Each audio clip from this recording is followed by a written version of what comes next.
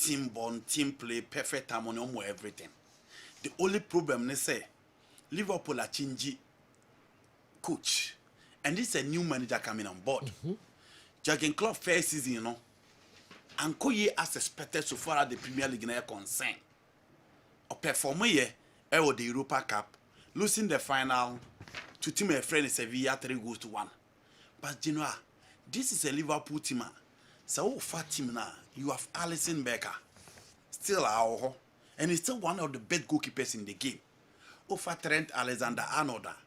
You talk about him, you talk about Rhys James, and then you talk about Kyle Walker in the Premier League. Or that's so. Walker and the Robertson, one of the consistent left back in the Premier League, still our. So Walker centre back pair. Last season Liverpool the boy in Virgil van Dijk, in Abrante FN Konate, Joe Gomez was on Koye. Again, Liverpool options so far as the defensive line here concerned. Says Chimekas now pa, he's still there. Say open. Maybe 10 seconds, maybe. Na obi wanya 1,000 cities and pay a person who pakrono. Hello, good morning. Hello. That is a boss. Now me at me hoya pass nya. E de nyango pass. E de nyamia Yes, na kasa free hini na mene wan e kasa yi. Me di be see kakra me kasa free okwase. Wasi na se we de enka no so bia na pressure be ba so. Oh, pressure ba me so na ate. Udina ukata na match no crowd no me nya crowd is kano. Wow. Me nya pa de do. This ka ketu akra o. Sure. But you say see we de em say ubeboma ba no pay ai. oh, that be me car or mechanic shop. Into me the plus crowd for me car. Yeah. Nice. Me that's it. That's pa ko so atie na try o lack so time bia. Mate, me that's it. So that's it. It's aboasifo nyina. All right, 1,000 cedis. Akodi branch bi ho e wo boase. O se ne car blocks no asisi nti odiko fitting shop mechanic ho na okoto bi sisi wow. Uhia de bi na onsaka sika. Ana dekeke. Yes, woni na onsaka. All right. And Temecha 2,000 cities. Na fema kocha 3,000 cities. Faunka agron wati. Star 256 star 2 hash. Na what dialer select number 1. Unsutibe Kessben FM Kumasi and Yatro. Andy. You know. And he said already defense now come to Midfield. Omo anya to be Mendy. But Liverpool Wataru Endu. Omo Gravenberg. Omo Alexis McAllister. Omo Dominic Soboslai. Omo Katie Jones. Omo Harvey Elliott. So call anymore. Cody Gakpo is still there. Omo Diago Jota. Omo Luis Diaz. Omo Mo Salah. In all departments of the field of play, Liverpool were options. So also person who defend here. Omo the back line to defend. So also person midfield omo press, omo control. Omo build so well with dominance at Liverpool. Omo one of the most consistent forward in recent times in the EPL in Mo Salah. Last season we check the goals now share now. When Timia live up to the previous performance in terms of statistics in Tiebeka Sasala and Yashe. But goals now share to be a share and Quebec in the best season. It's Genoa. A yummy one, Segal never been named Tottenham was pay ahead of team and friend in Liverpool. Yeah. Minim the Tottenham war Liverpool in SS. So ka options are, so ka quality, so ka experience, so ka consistency. You go in for the Liverpool team. Club absence betting a factor, but the reality is that Liverpool preseason now here no. Any performance or put in the last season, any the materials available, no, you know, I will never accept. So bet you should top 6 teams in the EPL or because the team and friend Liverpool in team Emeki. Or the Man City and the Dinkai, or the Arsenal at Tosumienu, or the Manchester United Tosumiensa, and or the Tottenham, and so Tosu and 9. Liverpool nowhere to be found. Okay, it's Gary Neville. I don't know. Yeah. Enra ewo Warsaw. You who the Real Madrid team will be a share the Omobeno. Poland the mem now okay. Poland the mem na making. Okay. No be a share the Real Madrid team now. ya je ho abodi no se de bisi aye na no krem ye ko ensi hu mrantie na obi ehwe se omo betimi asi aka na mrantie no etimi begina park no so. I'm talking about the front three, or you can call it the front four, in Rodrigo, Vini Jr., Kylian Mbappe, and then Jude Bellingham. You know, and no money now begin park so. In the first half, Mark Duron, any Ederson, any Abrantia friend Mario Pasadic. Actually, Mrantia now no money feed Mario Madrid and said they are missing something.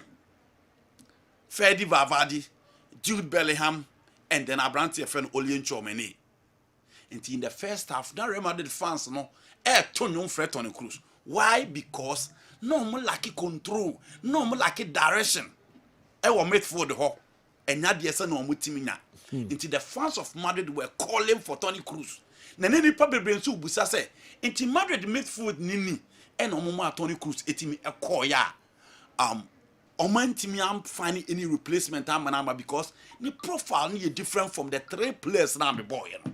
Into which Mark Duron and Ederson and then Mario Pulisic. Name from Mama why shit. Head ya Mario Madrid branch, na born in so ko anymore. E ho na be hu Nigeria nia branch e fe na Ademola Lookman.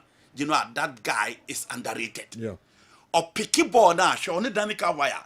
Say Eda Militao na beba, say Rudiger na beba. Who say on the defensive line of Real Madrid no mom hope. Na nyanwa say Courtois etibi save with this particular ball. Game changing moment for Atlanta. And you know the man Courtois ye kick, the man ye exceptional. Yes, I see. Where a moment it be changing game nina. But look at the position and look at the technique. Abranti FN Courtois at the save ball. Into Atlanta, it make a control game very well in the first half. Into a man consider go. Forget the through balls of Vini Jr. At the man the attackers of Real Madrid nina.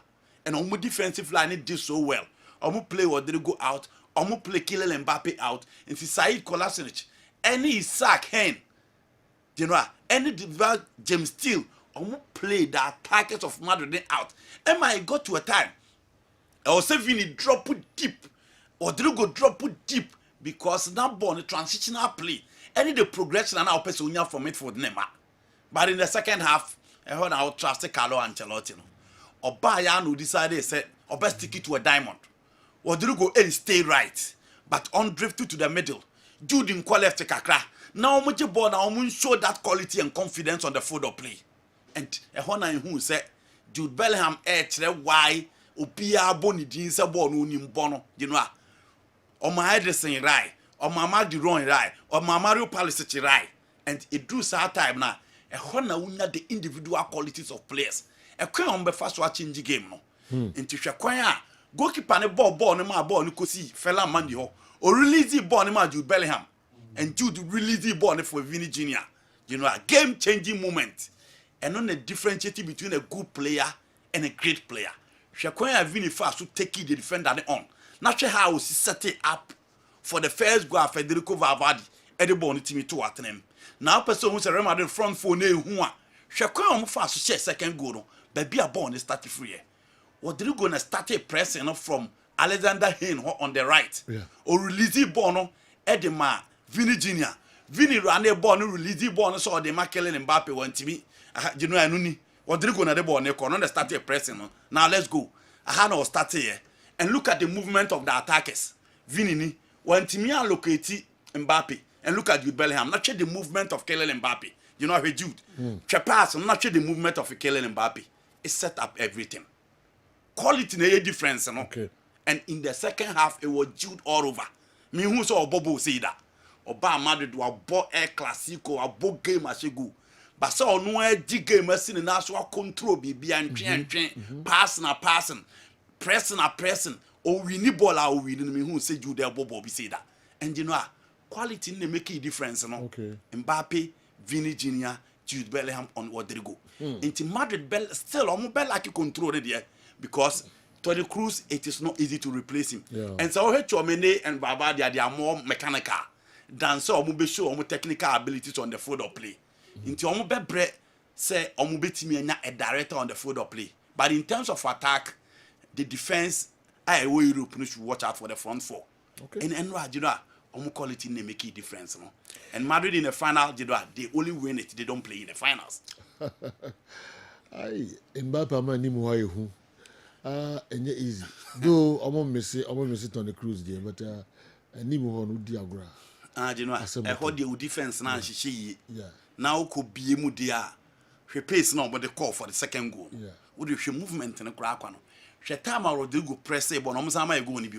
She baby Mbappe free. She baby Vini free. And you know these are players are just a split second. First goal no, na chance. You know the movement no. Would the movement no. She baby a free. Movement one home. One two ne lead into hand na diamond shape. She the pace of Vini. She Mbappe. She baby a dude go far ball. For na line it up. Wow. And this is defense in which and this is against an Italian defense. In the defense here. This is against a 3-back defense and defensively it turns out to be 5. Yeah. And almost say into general football you be to see, but on a good day, Vini inquire there, Jude inquire there, or Rodrigo inquire there with the inclusion of Mbappe. Hey. 214 was I far bar. Is it true, sir? Obe overshadow Vini Junior ne friend say Jude. Yeah, Jules Bellingham. Well, you know, a time will tell, but born or parking is on the it's just a first game. Okay. Mbappe will score the goals. Goals in betting me are taken it to a certain level. Yeah. But game changing moment is always Vinicius Junior. But well best in the crowd no ebe dey pa. I feel it. Yeah. I feel it. No, but what about can one? Ni ye no, me ni say be free class bi am. You know, football they be beer to miss the sound. Narrow. Ebe free wa. One way and 3 candidates ni no. That was our team. The team yes. So 3 candidates no be kwa ko gina podium so. Yes. Wow. One way abehwe na Vini, Yes. Jude, Yeah. Mbappe. Thank God for no. Highly possible. Se ne ya na ho ya. Highly possible. Yeah. So 3 mu ko gina podium so. Yeah. Na Mbappe, Vini, Jude. Yes. Serious. But you know, you see, Andy digest the game very well, but I think saying thereby quite how Carlo Ancelotti was going to line up. All along, maybe feels or best sacrifice Rodrigo into Baby Grana Man City, Edu Money, said, then and Omobeyes Rodrigo Bayes surplus to requirement all started there. Maybe they'll go in for him. Bellingham, Brana Bijna, Toni Kroos on him. Until more or less was reverted to a typical 4-3-3. But now Andy can't top 4 front 4 because Jude Bellingham no say Madrid in possession there or be joining attack no because he always want to get close to the goal line either to provide an assist and score. And indeed, usually when Madrid is attacking from what we saw yesterday, Jude Bellingham quickly will join the attack. They become 4. And you know that assist no the man Mbappe no. Obama be 20 players, it be a 1 or 2 penny bit my. Okay. They were so close angle no be na the intensity of the pass no was so accurate say Ebema Mbappe are running 1 or 2 enya space no ansa no abo and who his space now will squeeze the ball through now. It takes a lot. It takes a lot. Ufo say all we have been say it's just simple. But first of all, baby or the ball no far potting and for how baby I be intercept no. Yeah, juma pa. Okay. Especially the first half and even the second half. Who make it realize as a mobile. To a jibon and coach in the insegunity as a mother. Maybe on Bema Guno. Okay. No born in Tonet in you. Or Yijre Abrantan Jibona, then the coach attending the insegunity. Clearly looking at the pace, Mbappe ni we mudi follow.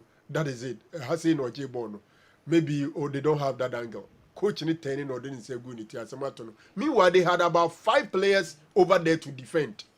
And I think say 2 goals in Jude Bellingham and Abrante and Idini Vini. Acquire Vini the creative first goal in general. You need that quality. Okay. Yabeka Carlo Ancelotti, but I think in this Madrid team, a Jumana all year no year, send your best show money or control players go and it's our name. But Mubo Ben more. Players in the year Jumo Park and so. Madrid supporters and Ashas day. If Real Madrid keeps performing this way, there's no need for a boyfriend. Aye. Credit you one. Na da bia no mbebobo. Ayo. If someone perform this way, on your show so be your boyfriend, no we are see. Yeah. I see. Yeah. Na the boyfriend be ma no Madrid beat him there man. Some say my team no need there no e beat me at the orgasm ba na. No what kasa. Say there we free teams no mu be. Yeah, A chain orgasm. but What me guys what can we say? yeah. General, there are some Bobby or no more. Here go be time be. Toneta. Yes.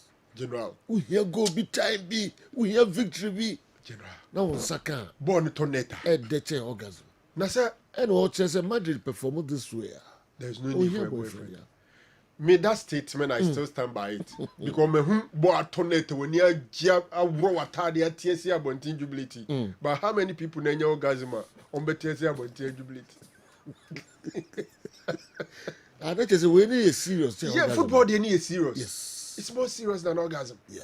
Because sometimes ball no pick ball no now be a free net toneta and each and the mount the whole day. Whole day cricket. It be quite the whole week, be quite the whole year. Yes. What you say? Yeah. Until I agree. Agree. Oh, a short day. The only thing is a queer Madrid from Babu Akomadi. Ebi we here come. Okay, I know Ebia. she's hardworking. Yes. Ebi anu here Oh, come. yeah, come. Bema companion. Ebi so on pen. Sir. There be a queer was him with the Sen kai ban nyina ba be sisi kaso. Yes. Eno orgasm sim ya nti ohia ni mi no de chese no ho ne ho we free. but the Oma being sure on boyfriend and mom orgasm that. Into be crass my yake when you mad the crop. Okay. And can be crank on card okay. But Oh, some kind. What that's this one out there, ba. Hey, Sir Franco Naru. I was your penny. Samia Champo. Akuma FM. Oh, naturally. Oh, natural. So, when one. Some assembly no occupy. I'm going to join Akufana, but I mean, some you know them was as I make a need true. How many people? And when you orgasm to you are what a tire TSA, but you jubilate to show me no again. Do we all running? Sir, and then me will be that. Who be there? It's all boy. You're born with baby at the Bruce. Football, do we have the pa? and no me shema the game no after the game as when we say I want to say. I was about to say, oh, she said go studio. And watch that orgasm, watch them. Oh, yeah. The more cano. Also, you have him the more cano. Obeyana go studio. And go no teach him about 5 So he minutes. teach any. Don't orgasm, yeah. Make us a German My summarize. experiences, which is a How it is on there. Oh, SS experience. Chain. Oh, SS experience. quite okay. What do you first year? It's- Yeah, call him Fabio. Oh, remember Yeah. transfers kakra bi. Kofi Body 4141. Only Mami Nation programming. The Mami Free America by Inche Kra Antina Najiman. My mama kwaba pa bagana. Na ebeba na eba besra so sanso na ashtown. Pato num so abiem kakraka. Yeah, Kessben Parliament ho enye easy crowd. All right, then to us. So I'm going to say the last time I was a Real Madrid fan, I already who here that be. Veche. You know. Veche. The last time Real Madrid fan, already who here that be. Oh, around 2004, 5, 6, 7. wow. It be a 20 classic. years now, It be a Barcelona. classic. Could be na Barcelona show. So 5-0, no more than 6. About 2005. So there's all coaching. Kojo Baji might say honorable. Kriya bet me the Oko team nechi or betia team nechi obenya konfuma nti your boyfriend bia. Kojo Baji must smoke carrot. All right, yen to us. Yeah. You know, I can cry be on transfers. And cry free till the banner say, Enche Bia, Chelsea beat me a real deal for Vito Osimhen. Na, you know, Vito Osimhen deal no. Madika Kase Giovanni Mana, the sporting director for Napoli or London. I ought to trim come me Beka Gilly Bilmo in summer or no more can or Brighton, Sabrantino, Emra Napoli. Chelsea, I share or my Chelsea penning for what I say. Antonio Conte catch ne say. Ma me fa we ntwim. Okay. Na yento aso. Sani Saliu or say abofo. Even in 2002 Korea Japan World Cup finals, Luis Nazario de Lima said that the 2 goals he scored against Germany were better than sex. Well, opinions are like noses. Everybody has one. Thanks, Ekuya Duchumwa and Ronaldo's opinions. Good morning, Sani Saliu. Ronaldo said 2 goals no share, no, a better chance sex. You know, Yes. goals so much no. After the game, cameras are not done so kwai mako 45. After the game, Yeah. cameras are not done Ronaldo so kwai or Yokohama Stadium. Was 45 cameras. Wow. When the panel was stadium ho. Wow. She didn't want from that goal with the baby sine. Where the excitement of them are over 200 million population in Brazil. Okay. Now share that biggest stage of football. Now Beja will deal with that 2 goals against no mean a team, but the man shaft. Yeah. No mean a goalkeeper, but Oliver Kahn. Yeah. It's that stage, the kind of game, the battled lines are bedrown in a fact. A factor, I bet me lead you to that. Okay. But in all, it is a matter of choice and opinion. Okay. What do you mean? Why didn't know? Why? Opaki. Aye, O see, the Ekano say, yeah, sex. Dan ya yam moso asini nsu ta ekeka de eka de nsu ni buru chance to say de boy nsem ma The rago was all that fool. And you must have boy na room we ask no. So because me discuss ha, we say be pon be 4 p.m. ba ehu pa o and chance ya yin silly nsu to nsu ni buru so o say de obobo stadium na ya boy nsem ma no Yeah. Then Opaki so onyane no wo obedwa ho. Mo be just boss. Yeah. O say Onyane no wo obedwa pa ho. Opaki. Aye. Ene lumba ni baba ma no. e po ni kese no Okay. Ono ane No, ni. but na brother na yam so. Are you another answer? Okay, Dira. Hey. pack one Ene ma bom fun so. okay say an was send the voice note Dira. Okay. Number of Chelsea as well. Kumasi Asante Kotoko is more than orgasm. To me, familiar Accra, the way I bring. To no experience that in the so team when it hope and football, a bit more excitement be orgasm. Oh, my experience be brave. Be yes. One of the games now, Yeah. the 2002 World Cup Orgasm final, the the PSG Barcelona, yeah. the PSG Barcelona 6-1. The Barcelona Man United at the Olympic Stadium 2-0. The 2006 UEFA Champions League final Barcelona Arsenal. Yeah. You know, meet me a game be. Wow. Games be. Oh, team say, oh, Can't have say to go against Man City. Yeah. I referee born a whistle say Yapon. Me share match no Kofori in the Eastern region. Me say orgasm be anywhere my experience you say me do sa dem da. Me na me catch them say many ba me ho so no. Say na me ka fans no enam krum. Oh yes, Can me you ka. imagine? Kofori street na me ka ho bi. Na ye to num de. Wow. Yeah, come see orgasm. Which game? Orgasm dey. 2008 quarter Yeah. final Black Stars. Ewa. Ghana, Nigeria. Ghana 1-0. and Nigeria. No. Near Manuel Agogo share. Agogo. Vradi. Kandino. Ye tumika nam for me nam fancy mo. Yeah. Na Agogo Agogo Agogo. Charlie. Remember, imagine Arsenal winning the Champions League for the first time.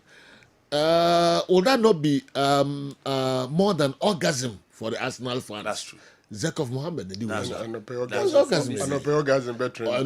Hey, can't orgasm myself for anybody. Now, Now, put down side. We are serious. Was there a prayer for say Prado? Wada. Who can say we pay? Who pay my side? You can't orgasm myself. But say okay me. Koto ye para ye ka para ho asema. O koto fa be. They now make. Ye ka ti para asema. Okay. Okay, Better. I'm not quite kind. Kasa did that. Oh, the video ka. Okay. Maybe I will Orgasm opinion was. would matter. I will young to us. You know, what matter crop. Onim. I want any more gas. Yentwaso. Only my colleague. Yekwahi. Andy. They don't want to me. Andy. Na social Yentwaso. media name of course we want Oh, him. I said no. No, say knowing it is one thing and experiencing it is So the another word thing. is Hey, knowing when you're it's no. not experiencing When you're it. no. You know I say camera bohun. Munya sports. no. Okay. Okay. You know I say camera bohun. Now, na me ka Vito Osimhen. Yeah. You know, my cousin Giovanni man or England. Now, on the director for team friend in Napoli. Now, or say Chelsea, a brand here friend is Isaiah Casadel, Italian boy, no. Coach a friend Antonio Conte so open. Yeah. Again, Romelu Lukaku so. Also, if Chelsea or Kobo AS Roma on loan, or not Antonio Conte so open. Into almost Casa 2 players, no album. No, more the 39 million pounds. Yeah. Aka hon Eddie about befa. Abrantia Chelsea about befa Abrantia for the Vito Osimhen. Inti Vito Osimhen deal no. So Chelsea for finally edgy two dia. Zaka Sadene OTV so and this is Romelu Lukaku combined plus 39 million pounds. Chelsea supporters ni biti sika ne sundodo. Eno amebeka won ha say Mikel Obi, Didier Drogba, almost chira omo ne Vito Osimhen e kasa say PSG no mo nko so omo ba kra mo nko. Chelsea ani mu no are prepared for him. Until they know they can say Chelsea be dia to say, we are ready to pay that amount of money. Plus the two players for team are a friend in Napoli. Okay. And then Vito Osimhen will wear the blue jersey at the Stamford Bridge next season. Chelsea will help you and clear ban say, mo central defense now ya de be a better now ball much is a coin them no. Moon yes some more defender bia. But coach now settled on Fofana and then Abrante friend Levuko. So those are the two players omu bitimi agina chiro so bia ye fitter. Inti Marco Correa, Rich James no one any of the two players na de no omu team na kwa na konti. That is it for Chelsea. Edu Gaspar kwa kodru Spain. Na akwa kodru Spain okope player bay. And now na ye discuss Real Sociedad a team I was San Sebastian. Na ye kazu be mended here. Now, akwa kodru Abranti a ye friend Mikia Merino. Okay. Another player or need to be mended a pair in midfield. 6 and 8 for Real Sociedad. Arsenal for some more fanaba already. Sika omo yes omo de kono. Real Sociedad abwagu. Se sika ni sika e wo fem dodo. Nti so omo pese omo befa Abranti ne dia. E wo so omo tua kese. Abranti na kan yes de atire team friend Arsenal. Arsenal to pese omo ton edinkatia ansa. Sika na omo benya no. Na nka omo de bia soso akwa Abranti ya di no a. Other TV so yin say Arsenal Midfield no already. So omo enya Abranti other TV so enkofa problem bebre ma.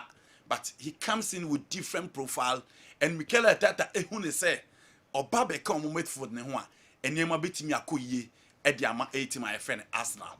Avantone na aba in the previous weeks say oyobia teams akese te say Manchester United, Chelsea bem, e Liverpool crowd in ho begim, Arsenal so bem, you know teams na wo Saudi Arabia ni bi asore say Abranti omo pese omo ba befa no na omo de ne ko ekopie mu Saudi Arabia na okosi na kan edema omo sika na omo de abasa omo de befa no sika esun ye pa se okọ Italy Saudi Arabia fo no so awura ho biu na omo rua AS Roma aso ye se omo kwa kopa Abranti a omo frɛ no Paulo Ezequiel Bruno Dybala se omra no mesia kan emfama omo Roma decide say Paulo Dybala beko Saudi dia then omo nso betimi ameki sure so omo beko Juventus aso ye akofa Abranti fɛ no Federico Chiesa deal na fe na chase ye behwe ha wasadi fo no besi awram.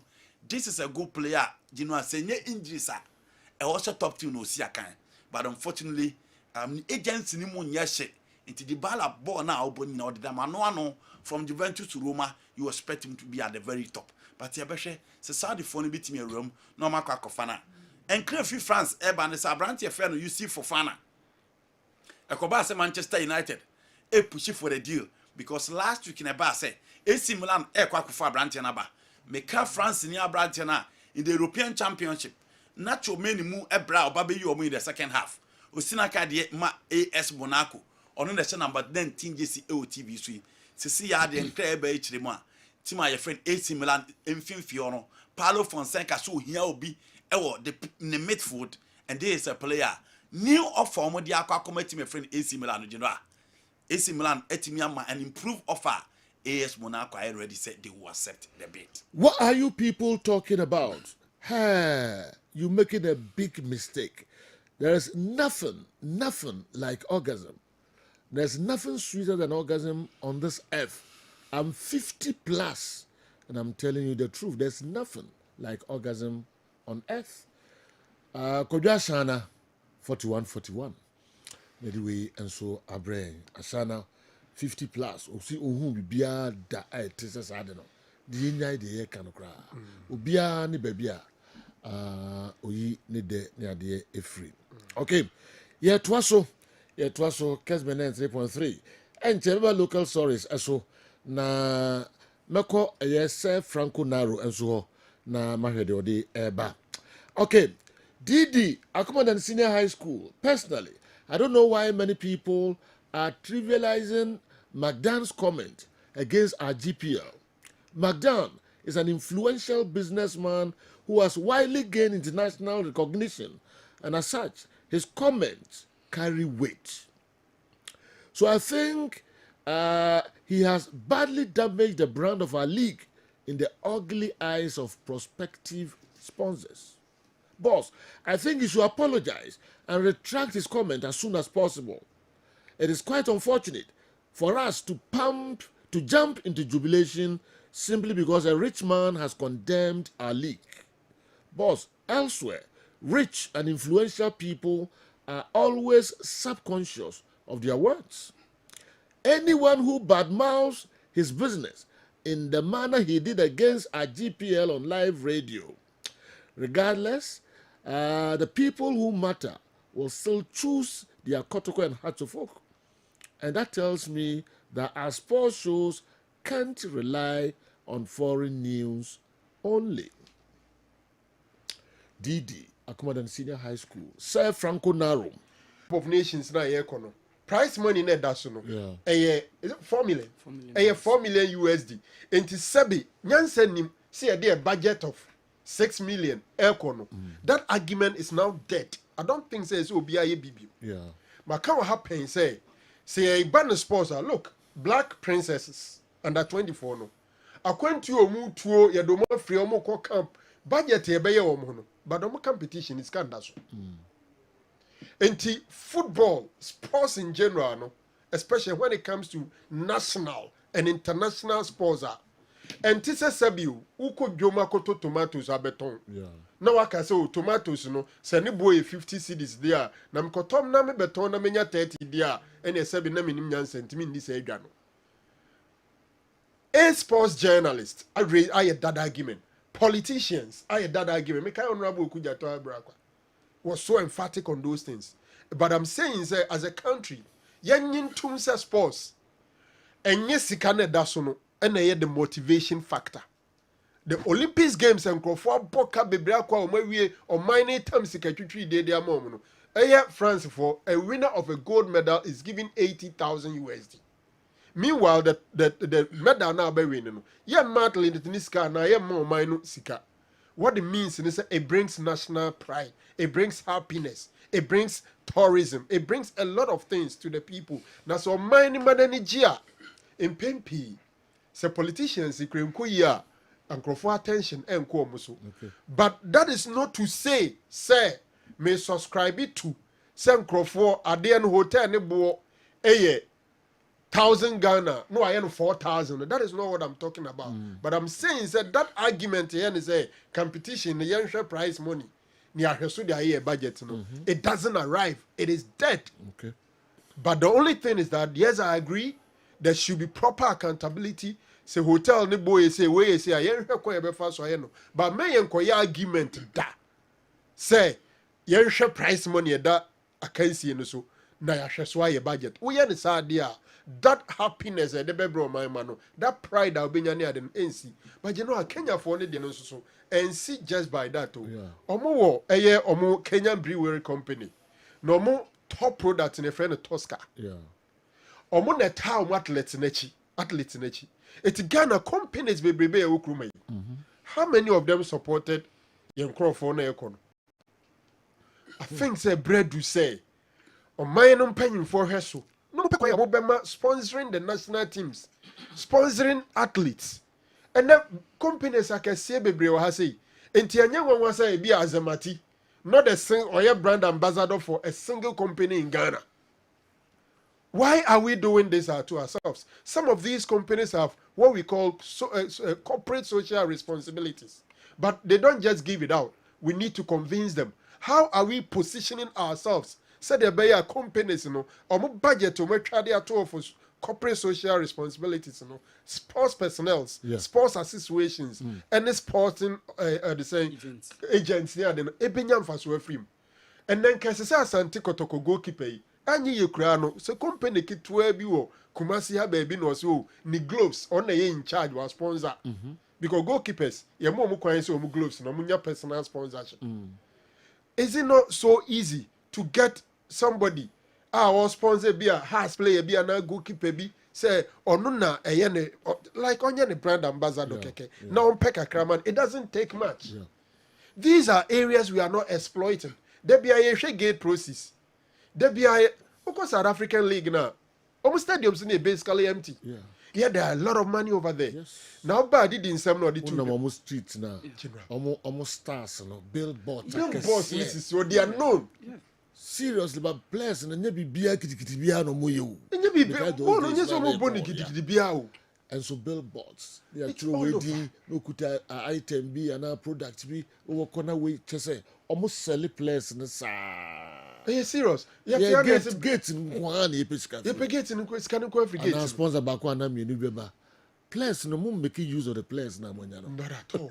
You see, the only thing and only a thing. Hey, say you players and Origin and Oko. Every Ghanaian good player in Ghana is in transition. Okay. It's a major issue. Omo players normally that billboards, we have no boom league, 3 seasons, 4 seasons, 5 seasons. Top-notch performance. Top-notch performance. Or born on 5 seasons, 6 seasons until they are noted. But the thing is that, say, oh yes, I didn't say, yeah. What you say? Say, if you are doing that, some of them will stay. Until I say, Didi Asemo or the Betudiano is my major topic. Okay, Yakoba. It's my major topic. Now. Okay. Which I want to look at. Okay. And open me tea making, I was so disappointed. Say, Sana sanity. Yeah, sanity. Say GFA say, Omo enye happy into Ome Pacho. Just that. Just that. Over trivialization of serious issues. This is a serious issue. What the brand not to get him. Tiaso. It's not an ordinary person. Corporate world now, corporate sponsorship from the banner, will be a fraba, and will be forward in there to get them. I'm not saying that I'm not can no cry or no cry. I've not entered there. Maybe at appropriate time we can enter there. But I'm saying that a serious comment. Ah, well, Yakoba, Yadibeka, other local sources. This shows a serious company, be a recognized person.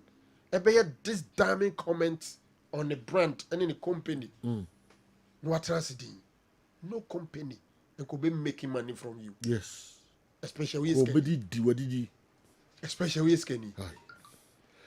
Football joy and orgasm is sweeter than anything else, especially when it comes with good goose pimples or goosebumps. Though I saw Thiago Silva playing for Fluminense against Grêmio, and I bet you he was more aggressive than ever, like a young man in football sense. Chelsea should have given him an additional year.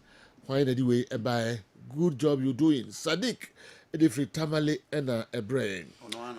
Chelsea were ready to offer him 1 year. Yeah, no, especially man pressure. I remember 2 games that made me forget who and where I was. When Hartlepool beat Kumasi Asante Kotoko 4-0, and when Hartlepool won the African Champions League, I joined some fans in Kumasi and walked, singing in jubilation from stadium to Bantama. Although I lived at Amakum, I didn't know how I got there. The same happened in Accra when I joined some Phobian fans to sing all the way to Teshi when I lived at North Kaneshi. Orgasm comes nowhere near this feeling of spontaneous joy and happiness that lasts a lifetime. And here was it that lasts a lifetime? Yes. Why ena edi we and so ebreme na man kwa boating then na and so they abreme and no. All right. Our so Man City is about to win the EPL again. Hey, whoa. When will my own Manchester United compete for the trophy again? Clement Oman FM now in America.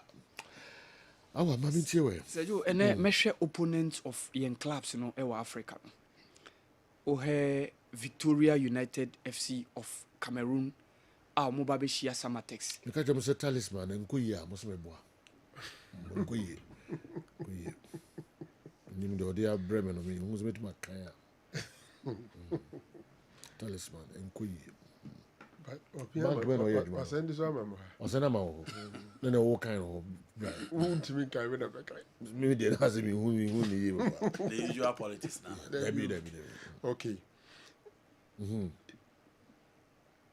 If you belong to those who are saying that football game could be sweeter than orgasm, then it's either you haven't ever had afternoon sex with beautiful wife or your wife is ugly. You wouldn't have attempted comparison between orgasm and football. Broken hearts that sent people into madness and drunkenness for good are all caused by orgasm. Okay. Talisman anyway, Abba. Oh, yeah, more bank. Oh, yeah, more bank here. Okay, it's car. If I told you more bank, but more bank. It's a bank for your mom. It's car because I'll be to my camera and Bruce Ratty. Sister, orgasm, oh, can say, what some trees and what they want. Newton about so the orgasm be compare football. Now either say, Sebi. Only advice here. Beard where we are saying between their compare orgasm. All right. So we should the answer Sana so kind. 41. All right. It was our. Yeah, na make opponent of Samatex and then Nswatramai ewo Africa now mokono. Se wa ha Samatex Asia Victoria United FC ewo the CAF Champions League no. Ena elect sports of Chad and so Ebabishia and Swatramai. Seju, ye 1 or 2 videos are Seju, ye baby ediatre near some of the dangerous players, especially for Samatex. Seju, okay, Nitandwala. 17-year-old boy now, Cameroon didn't call Afcon and saying, fair guy, this ano. Capage is in the picture basis where a man for behu. He's part of the Victoria United team now. Omoni Samatex, Ebabelbo. So, ono alongside Richmond Inji, Seju, Koba. Okay. You will become these opponents of young clubs in Africa. Okay, all right. Dear Koba, Newton Latte Marijata, General, and then Betty Hoka be a man who can. yeah. Then I'll say no, Bajana. Oh, General. As a man, Abba. Technical challenge, Kakra, who was. Oh, Miracle. dear. Beyond me, but not beyond Hineba. Pressure, there's a boss with a call Hineba. Oh, come on. My bassa, in fact, my bassa. Then I'll disappoint this. And you won't be your hobby till 7 points. Let me show you any, my boy, you Germany, but or share the other side the horse, say, Oba. But say Oba. Eugene Mr. Free baby, I want to. Now, can be a first one with me, ama. Newton Latte Marijata, these are videos, you know, any church more, they be fast videos, no. Kumasa Santi Kotoko, post to a DB. They don't post to you. Yeah, Krobia post to your more training grounds and come out coach Nidi. Sometimes question a busan say. Na coach look for players but now person or didn't name the Emma boys and we be there Matthias here. Na and yes of it na ball fair na who pitching. So sometimes I start to training grounds. Now we fortunately Kotoko at me at the Ababa to or more Casa Media houses and some other houses are yes so any access to. But general, yeah, not training methods and the principles are who are grounds or no. Men can say a code, you know, but a bahas I feel like I be decoding now you're breaking it down. How these coaches, you know, try say translating those principles and concepts and the players and say thereby translating the same performance, you know, on the field during competitive games. So and yes, the training grounds coaches in a car or move into that direction. Functional player, what terms na coach Ogum use inverted fullback, functional teammate, occupational field. Those terms in it has to reflect on the field. Okay. And you better try say you better sequencing by decoding those codes in a coach and the boys discussing more detail, more detail. More detail. Actually, to her. Nye easy obenya no mesro ene ne nko na kwan bia so Eugene na naro ne wife so unity nti bit maka ko awo unity ne wife no ne mame choba Eugene take care for more head oh okay last meeting same senatoni neka yeah choba ne wife wa me choba na ngwa senti ne kondo fufu onye ba bia ndu fufu se ne wife ma me ho na otofu ne so call the channel utuaka wa ntozo ka kro binya ne bia na ma e beto no so na me guza yi na why ntu mi ko ba bia waso choba why sende ko se do me ko other place na me nyan kwan no mo why okay Eugene yeah Obuama na se adwuma akoso okay all right your fancy eye na yebeko na yaba ye nchekra enchebaka ko charge 2000 cedis na enranso na Sharaf Mahama omampani dada His Excellency John Dramani Mahama ne ba Sharaf Juma sunku bi ono so de afa asi nani so enyasem ketu akra legacy rise sports and abranti e de eba na kuku dampa na kopie e wo sa adwumade no ase me pa to ebetime tie Sharaf adekrunti a ode sa adwumade eba kakra na fi yako ji ahome kakra ba na eba beto aso e de abamo yentie Sharaf Mahama. Not do this alone. To achieve this vision, we need the continued support of individuals, organizations, and institutions that share our commitment to the youth, empowerment, community development, and the promotion of sports. Your involvement, whether through partnerships, sponsorships, or simply spreading the word, is key and crucial to the success of this initiative. Together, we can create a thriving sports ecosystem that not only produces world-class sportsmen and women, but also enriches the lives of countless young people across our nation. We can build a future where sports becomes the pathway to success, empowerment, and positive change. Thank you all once again for your presence and support. I look forward to working with each one of you. And as we embark on this exciting and ambitious journey together, let's continue to dream big, work hard, and leave a legacy that inspires generations to come. Let me also say a big thank you to my team for helping me put all this together. Have a wonderful evening and thank you. Okay, Enra, Sharaf Mahama, and some who do the two or lunch and no ase and no. Professor Zoom Azuma Nelson. And so a copy of Medina say, Yentie dear professor, and so a day a tutor. To school, make sure that you can achieve something better future for your life, but these children are difficult now, so I decided to go to the schools and talk to them that life is not easy, nothing good comes easy, so they have to work so hard, and then they have to respect, they have to humble themselves, they have to know that there's God, they should follow God, they should avoid themselves from bad friends, and so I mean, okay, young comrade, that's the Eka Hunino, Yadi, okay, Bebre, and so what I now, they don't send Berendra, then ye a some kit to cry a war and cry. Ye ba, ye cock of fire a year, Dr. Dawood, Ninkra talk a crabby abba, ye by better so abba. Dawood about.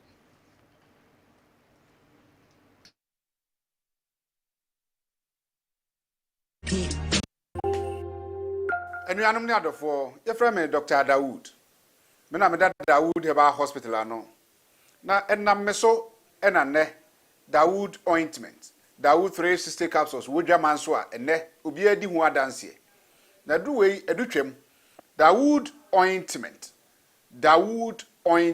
o se fatwi na ebeko ofa Dawood 360 capsules o se sisi na ade ewom na duro mienu wei adwuma bom obi a osisi ye o yapa de obeye ne se wo de Dawood ointment no etwitwe osisi na anopa ene anwumre a nansa bia no na wo de bia bo asawa obetimi de atua udware wi a fa Dawood ointment wo de te ne fa sra ta bre kro na no na wonom Dawood 360 capsules no anopa ene anwumre na danse na ba amane wo de enko na enko ti adanse ni bi Dawood ointment edrowe me straighten and welding the toda me po djuma na me honam nyina me hu bibi enyi ba se minya sa Dawood ointment we na me twitwi a na no paso binya Dawood 360 na me no a ese kware me ye adwuma kura se kane no te drowe de edima se mama no be di so asema mama electrician na ye adwuma ekofia yentimi na Dawood ointment so ye adwuma na obra okodru fia fa twitwi ade be che no na ho aye den Dawood ointment fa twi keke na ebeko lua me use mama hode pa ma metumi gba adwuma bibia e kama e ma me ye Dawood 360 capsules and Dawood ointment o memre we no na do we no so twitwi wa aposo e be ma ya oni nyina afiri o ma de che otumi be gba adwuma Dawood ointment fa twi na ebeko da bia amafo company da o ka musa akọ spreader mi secret enu ani budo na ani Dawood ointment ene papa mi sori anopa mi di twitwi mi sisi achi mi babia he mi ntebre secret ni nie ti so person te sem ya we use Dawood ointment that is the secret of my taxi driving me a transmission gearbox specialist ejuma mi ye en kan na mi pega ade a na mi nsakura antimi pega na asa me ma ade so na lock mi sisi ti say fi se mi share Dawood 360 capsules and Dawood ointment abo me bebre the dry you so amente ya mente bla bia obia mo modern so betimi apɛ Dawood ointment and Dawood 360 capsules enya bi ato odofo se watibi aduro ya me ka ho asɛm no eno ho adanse ene wonom adi no ko pharmacy e ben wo herbal shop e ben wo ne koto Dawood ointment Dawood 360 capsules na se de enkrofo di ho adanse no wo so be di ho adanse wo pese wo frɛ a eno na wo screen ase no 0244 886437 na 020 168 1717 baby ye ton aduro wo man Ghana mu bia no o de wura house o pe Dawood ointment and Dawood 360 capsules. Masom out of the cash room 9-10 times so young for the second lucky winner at Kessben cash pot from the second pot a year 2,000 Ghana cedis. Pacho also won't share me utie me na opese wo diskabia 80 hour for phone MTN users, Telecel users, magic dial no yes *256*2#. Send na select option 1. Kessben FM Kumasi e baby sa ticket back bia e 5 Ghana cedis enti do opesa auto no bo shem sa na afa bo pin ni fedre echi why ni sade ayenko ani enko hwesa won so ma be hyen ama won so what did he purchase on Kessben cash pot in the ya why na winie Kessben cash pot 2,000 Ghana cedis pacho me kwa na nyawotrema me wo ho hey and then meche sikano why na winie 2,000 Ghana cedis Kessben cash pot we abaye oba anase bema Ghana himfa ena oni akrono wo second pot na ye kosuno 2,000 Ghana cedis 2,000 Ghana cedis nyabtra kakra me so you try me ba me start ade no kakra but your phone no *256*2#. Option 1 Kessben FM Kumasi a prompt for ticket dia yenko anymore. Why they winning 2,000 Ghana cedis? Why lucky number ni 0558 550 star 0558 550 star. O number na yini hu ya mese wa check hwe na wankasa di hu dance Sir Laka Roma Kessben Cashport 2000 Ghana cedis alande awo phone so Sir Joe. Okay. All right, you better see why in the 2000 cedis no a call a day a man no and cheba na fi local service I would only na the Newton Latte na as a osu hono technicians ne buano ama with me at the Abramo live enti munya butrepa and so emfa mano Ocha Herbal. So where? Nyame adum say yo me hoye pa. Okay. Ede nyankopon ase late kakra na ka wo yaye. But monfanche nyanya kuma se traffic no ho na bantem. Monfanche pa. All right.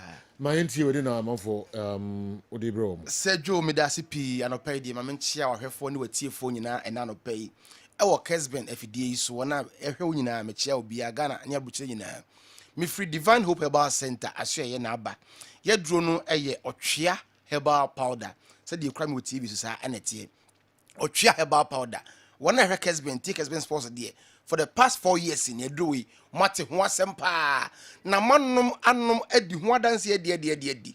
Internet e kan se ma krabi natural. Say ye draw otwea herbal powder no. Ni dwumade dɔɔso na so ye ba ha ye ntimi nkan nyina. Yi na kra ne aka kakra be gyabi. Bani se kagyabi. Na ofre ne ya ye bo ase a kyerɛkyerɛ mu nyina de a kyerɛ baako. Internet ni American say why sisie me where did you make sisie that sem why sisie ya de na how pa etete wo pa so we kuani we mesini we carpenter ni adwuma bia wo ye wuti office na sisie ya we na etete wo pa ekobe 15-20 years ni obi de ko 5 years ni wa numu se ka ne ko na ko otwa scanner hodo ye hu ade kro sa nipa no ena me ne to nche a na mama no otwea herbal powder na ma hye ne boso me se onfa ho adanse emre me se ama o magine sika mfiri me honom na ebinsi da since dey do baaye no onyankopon ogina gi se sense e free yakọ mu nyina ne papa mu na ye no ni ti no yare ne ba pe onum ya na wonya ayaresa obi sisi ntide bia oda ho na nkora etietie na chisa ye no nso ohie edi miamia no de bia okura poma ansa na watimi anante sa nipa no me ne oto nchia na ma anom otwea no we de daso boso me pema me asa ne we nyambe ye de afa sisie no ho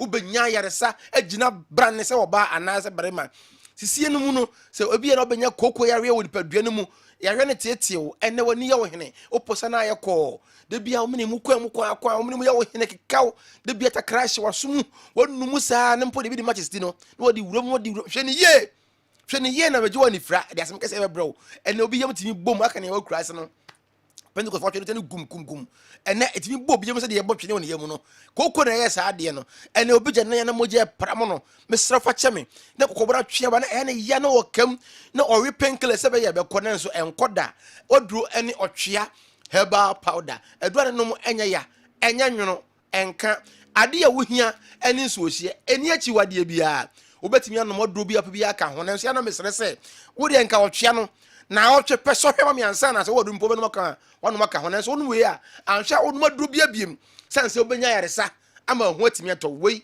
enso yare ano na etu yade no ase obi da bi piaduro so ekobe 15-20 years ni de bia wono maduro da krope wanu ne ho meti na asem kase ya besi mesrawo ye de kroje nyankopon de dum ya before de no ene abibiduro we ni adura onoma na obi pinu eba normal kama na ediama wo na watimi anya ahode asori akoya adwuma hweye na nka wanto honom na ameku na meya asem kase amfama wo dache na wabusu nyina ewa abra aduro honoma obetimi anom ya be ka obesi medie mempa bibiduro awrehosem se Ghana for ya hawo ne se nipa ne yare a onya bibiduro da obekọ hospital sa me nkasa nye ba okwa ne declare se de edu ne de kofi ko wuse kim afi no ya se pa bibiduro echida kwan wudum se na ye de a tam yare ne ba ye ntempa enka no no na nya yare sa mesraw ene ya wate otwea heba poda nka no pensuo shefa bi gum no nom asa se wo yare o se wo nyare o numbi na benya ahodene de akoye wadwuma ene yare we nti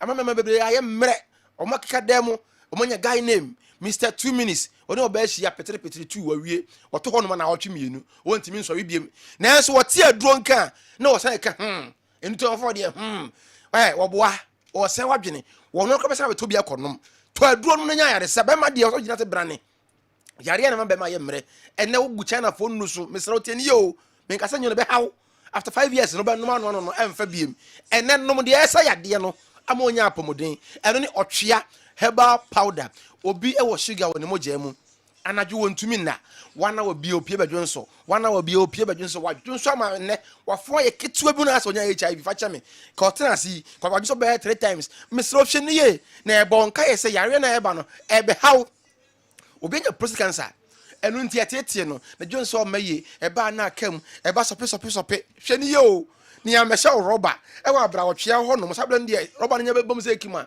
obenum dodo ansa na ho atɔ tie ni ye tinya hye roba na se ekima di amen na adaw e bi a 3 months obenum ansa na ho atɔ na enso so se enya hye wo no no mo ne nya yare se ko ba bi eduro ni ye otwea herbal powder obi wo ye fun yade etutu no ekeka no woje eduro gallon ba ko no wanom nuo ko twi kobreman enso ne honto ne da mesraw benum otwea herbal powder na ye fun yare na atena wo so atete wache no entu ase ma wo bema unam 40 years wohwe wo years wanim ya ene o bucket wa de 4 years ya ye pe de bia atwi wuram ya lengelenge as a straw clean ana pencil hwe ni ye na nkofa sam kese amfa mrew ya me kam se bema woni mo nyam nyina de san wanim no na se no so firi wonsam di a na asem kese ya ba na so ya de ne ma ne ba ha ne Ghana fo nhye ne so no ya ye mra yadwen se bi a ye ne na ye mra da bi o ya re bi o mo gyanum na onnim ye unhu ye eno nti na ma na ba sa ho aduro ene otwea herbal powder ya re ne ko no na me masem no ese epagya na de no enye bema kekaraka aduro da bi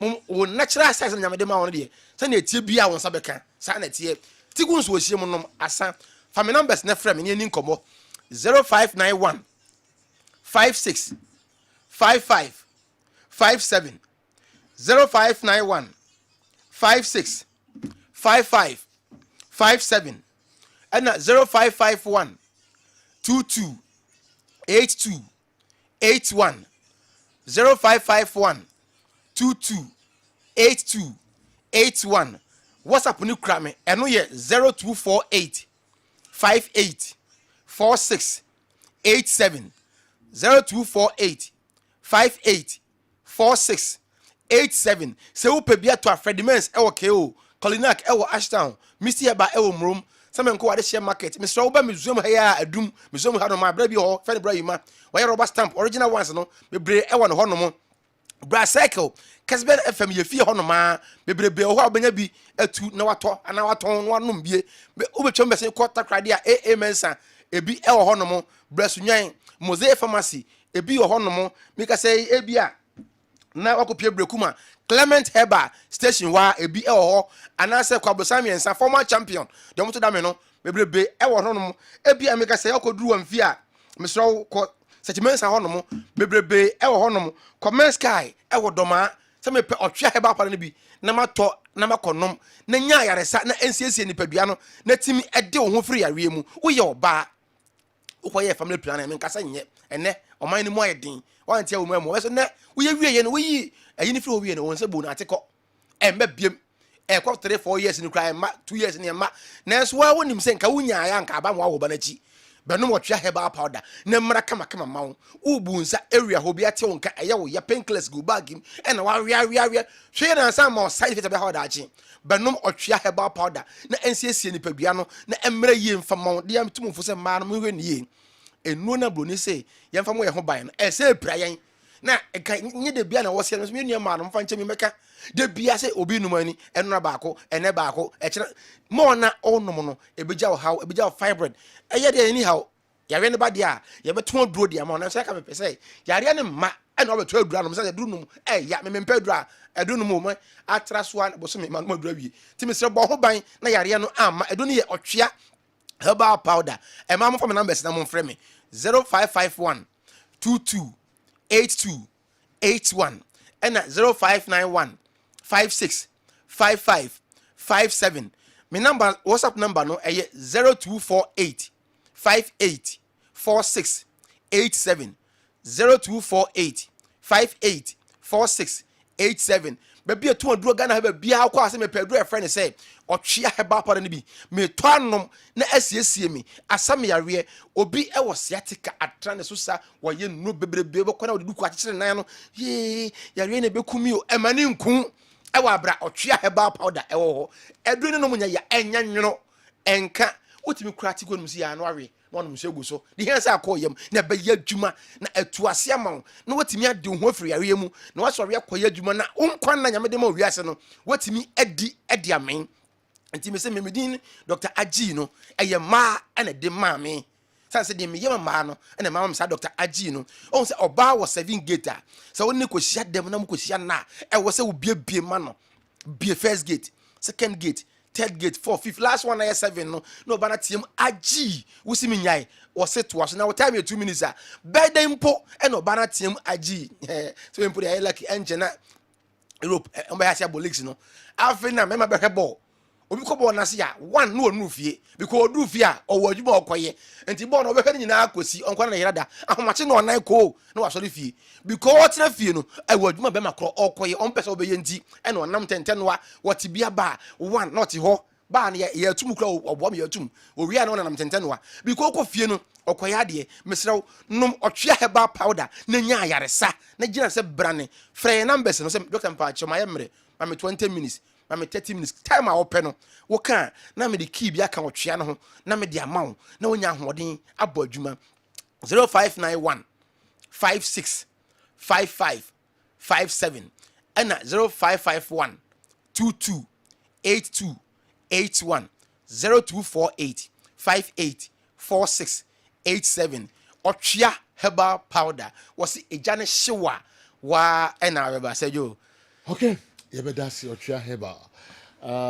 numbers no na odi agu ho no onye hoho misremu ma wonim de aduro no etimi eye enya asem ketu akramanfo so edi ho dance frɛ na omo se omo de key kakra bi ketekete beka ho na obebo nsem de ama otwea herbal yetwaso enteme komari jata ho awa Mohammed enso aye krado na ene eye okuni bi birthday sronko enko Emma Elder Dr. Nanake Jesse Ekoba Jesse o ene ye ne birthday Ekoba Jesse ene your birthday ma yen wish you happy birthday enya nkwa ne abusuane nyina adofo anyonkofo awadwuma yefo wo customers obia wasorifo obia edi abase yen wish you happy birthday yenso ayewo studio ha me na media ni mu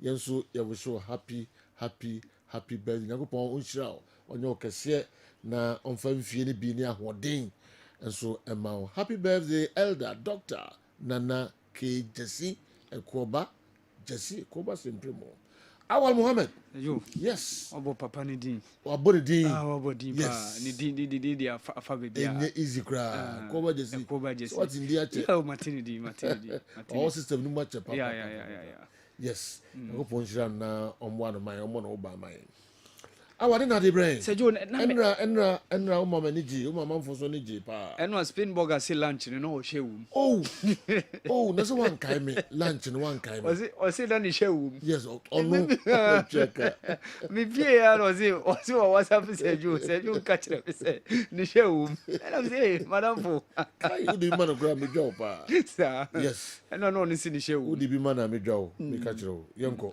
sejo ene me stance on a show no on the opponents of young clubs now. Okay. Omoba be share no. Okay.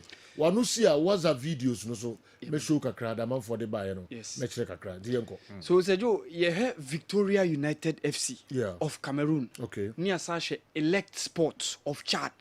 Omumienu na young clubs no. Okay. Samatex.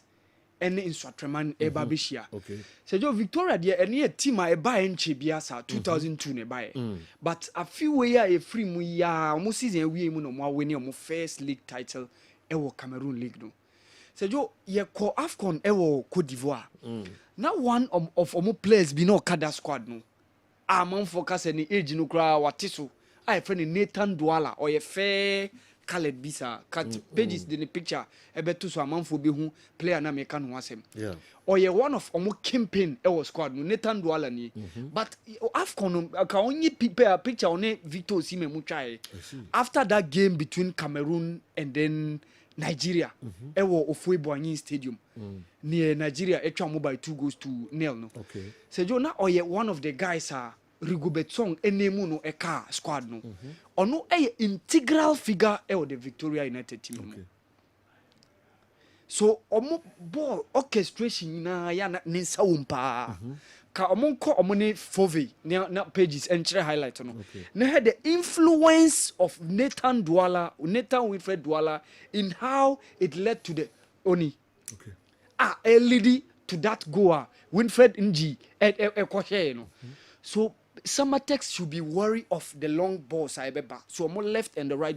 full backs no they must day guard Sejo so we are very very careful so we are very very careful because they switch their games Nathan Douala and Winfred Nji they like to switch their games and this is where they can be dangerous one thing I bear good Emma Samatex say omumi enu nyina ye pe because none of them have been in Africa before Sejo way and the first time or munyina ekorem apart from that Sejo mo one play friend Ebua Diedon and Palai Mba these are the other guys that Samatex must keep a close eye on in that game Ebabe Baso over the weekend no in as much as say Cameroon no Sejo Cameroon pempi and clubs tako mo yadie yen clubs Asia Cameroonian oppositions na mpempi na yeta yade at least ye kai Cotton Sport Garua ne Kotoko enche bia ye kai Cotton Sport di Garua ene Brikum Chelsea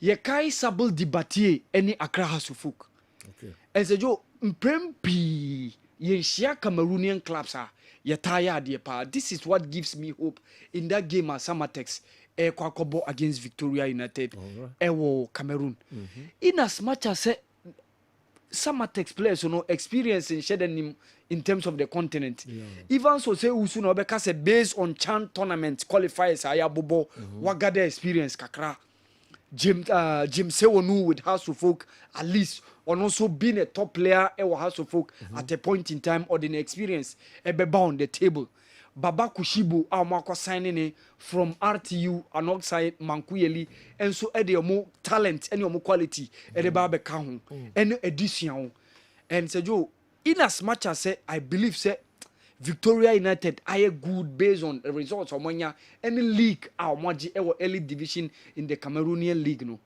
there shouldn't be a dangerous side to worry Samatex in this game na Ibebaso I expect to see coach Nuruddin Ahmed ebetimi aye adwuma no na at least getting a good result in Cameroon na the second leg ewo Ghana ha ababe a mere formality Samatex ewremu ewo Africa for the first time in their own history but omo opponent no Victoria United so these are the things that are making wasem Nathan Douala Nji Palai and then Ebua Diedon Sejo these are the key guys to watch within the Victoria United team na Samatex Ebabishia mono Sejo yen hwe elect sport nso ene Nswatreman United Sejo mo one striker be a friend Hassan omo players no Sejo dodo na efrifie elect sport no omo ntan kwa abontin but omo na kwa Africa pen omo akwa Africa pen so omo compare Victoria United and elect sport obeka say elect sport akwa Africa pen because omo no anya some level of experience even though omo nta enko monim kakra but in 2020 ewo Champions League Sejo they eliminated one club from Cameroon from Gabon from Gabon and Esperance de Tunis omo frame but their prelims no dodo na Sejo ya na nta nko yi momo. In 2009, they met Kano Pillars and they were eliminated by Kano Pillars. Mekaise in 2019, Omone Al Ittihad of Libya, Mufrim. So elect sport the Omako Africa paying, but Omono ebe experience in that regard no they compare Victoria United. In as much as Obekasano, and no more dangerous side against Nswatreman. Nswatreman so first winner or mobile kono. So say Joe, ma targeting some of more players me who say they can also worry in Swatramai. Ah, maka almost strike and one sem Hassan or Wapapa or Wakakra. Okay. So these are the guys alongside Ferdinand Gassima and then Yakuba Abdullahi. And say Joe, all these guys are Chadians. All right. So these are the guys that in Swatramai must also look very, very, very close look at to make sure some Musobeti result. Only they say more first leg no. So if they're able to get a good score line going forward, second leg no eba a mere formality. All right. I believe say Joe they should be able to scale through with this hurdle. In as much as say we quiet to set the 2017 one no. Ye represent no ubia na the first time our Africa. Unfortunately for those two sides, became United and Wow Stars. They met North African oppositions. And said, "You are dangerous." Because Wow Stars were meeting a Libyan side, and then Bechem United also met an Algerian side. And unluckily for them, said, "You first stage now no money frame." But we a Cameroon and Chad. Said, "You it should be manageable." All right. It should be manageable. Should be manageable. It should be manageable. At least I expect both of them to qualify. Wow. Omudu next stage now. Yes. Omudu next. Oh, enye una. Yeah, like yeah, kind mo idea ese so mo yeah. No more videos are you know. Players are omo within those two sides no. No more how to counter those players no and how dangerous they could be against them. Okay. So mutimi fashion out those tactics and eliminate those two guys. Hallelujah, said you. Wow. Then we see said they move forward to the next stage of the competition, said you. I see. This is what we expect. Okay. Awal Mohammed. All right. Watch your spin burger and so the Mami, aka Fulani ladies. These are the facts. You people shouldn't be happy. Victor Osimhen cannot make it in the EPL. Is orgasm sweeter than chocolate? The answer is a big no. A lot of things are sweeter than orgasm. And if you sunyai zongo, and the way and so are brain. And then she broke now nemu. The bomb man who assume still now nemu. Sabaya Binya deka crewi. Nefi. All right. And Chabaka a year 3,000 cities. Why they winning 2,000 cities? No, Mom in San Kanwa, region bay and no frame, or your bar, and now or your berryma. Why they winning a year third prize? No, me pamcho 30 million. All right, Maminko a year was a videos kakra. Yentie and I yenshare the modi abre afa video so. Women fan no so kakra. Sergio, Michao no abejafo. Gattuso, Bernard, Chibi. Oshe kwanya Madrid for ahye omutimi na. Na we hwe yen team Chelsea na ayrawo kakraba. But before can be said, in fact, until prison ni wira woda. Share any year, Man United no money, Tottenham no more dear. Yes, your size and woman. Eddie a bit media and sack account. Money young upon your Joe, good morning. Joe, football experience at the moment. Orgasm to me from mom. Mekai Confederation Cup Finals. House of Work as Antekotoko. Na Otoko take lead. Na meto was in your hands who knew a gummy. Na has I equalize it. I winning on penalties. Say you the way I jumped me need senka me free high jumper. Nka me free height of about 2 meters. Wa bra ono willy. Iti near football the man. Okay, Mr. Joraka, good morning, Mr. Joraka.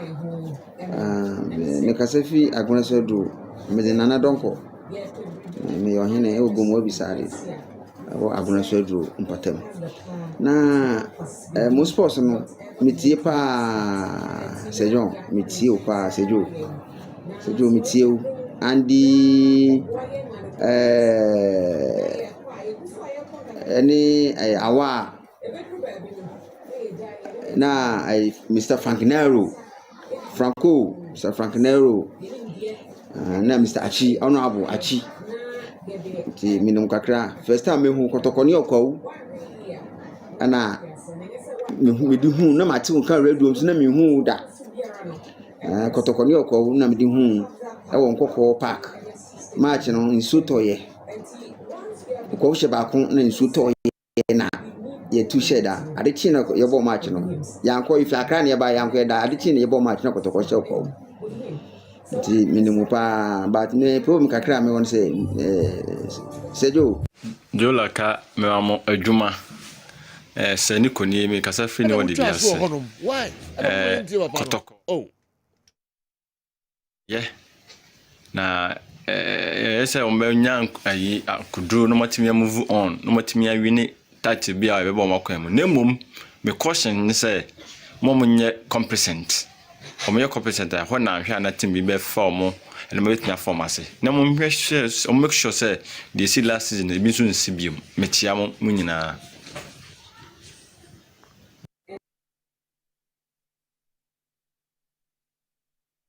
Okay. So you like good morning. The problem or one say ana mo twa so ho mo yenti no. So you like me kasefi agona so do me de nana donko me yo hene e ogom obisare abo agona so do mpatam na mo sports no metie pa sejon metie o pa sejo metie o andi any awa na Mr. Franco, Mr. Frankinero, na Mr. Achi, Honorable Achi. Ti minum kakra. First time me hu kotokoni okwa ana me di hu na mate won kan radio na me hu da. Okay. Mickey. Kotokoni okwa na me di hu. E won kokko park. Match no nsu ka ho na the man na pese yete no. Ye pese yete. Me pa chopi. Ma yenti ne problem na also wo no. Na ehu kwan fa so a kwan bi fa so bit ma bo bia no na ya boa o ka bibi e de ama program no pejam more ana wa allow my yenti no live. Okay. Ajafo ba betra si na ya hwe local stories no kwa Mickey moma no emra Andy momrai na ye hwe nsem no enso emu ye papa ye be kono yetie eye Sharaf Mahama eye legacy rise sports also di ba memu the lunch no ba so enra na nya sem ketu akra yete Sharaf nka sanso na professor Azuma Nelson enso kopie dwumadi na se yete ono so enka enya ono nko na ekasa former president John Dramani Mahama enso edinsem kakra atudwa yebese ebetie no enche Newton Latin Marigata enso be krado na ono so yakofa de wonsam pie di mamo ansa ne apege mu eye donkro pepepe yentie His Excellency John Dramani Mahama. Everyone, I hope you're all doing well. I want to take a moment to extend my sincere greetings to all of you gathered here today for the launch of Legacy Rise Sports. Unfortunately, due to other commitments, I won't be able to attend the launch of Legacy Rise Sports. I truly regret that I can't join you for this momentous occasion. I wish to commend my son Sharaf for his bold initiative in bringing this vision to life.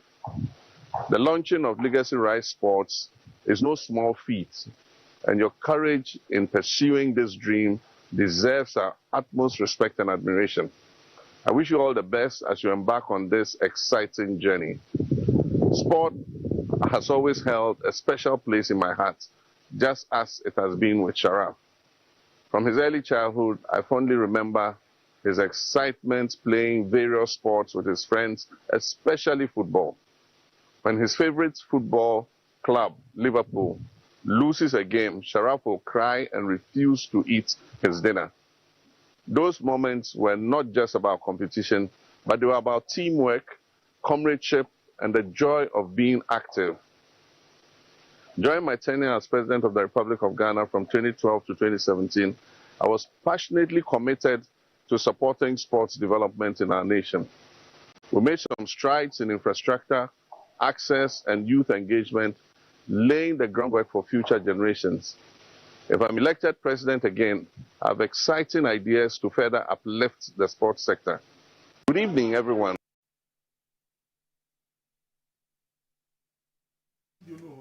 Former President John Dramani Mahama. And so, I don't know. In local source in the Beba, but Legacy Rise yes. Sports. Sharaf Mahama Kofabe. Yeah. General, I'm happy for Sharaf.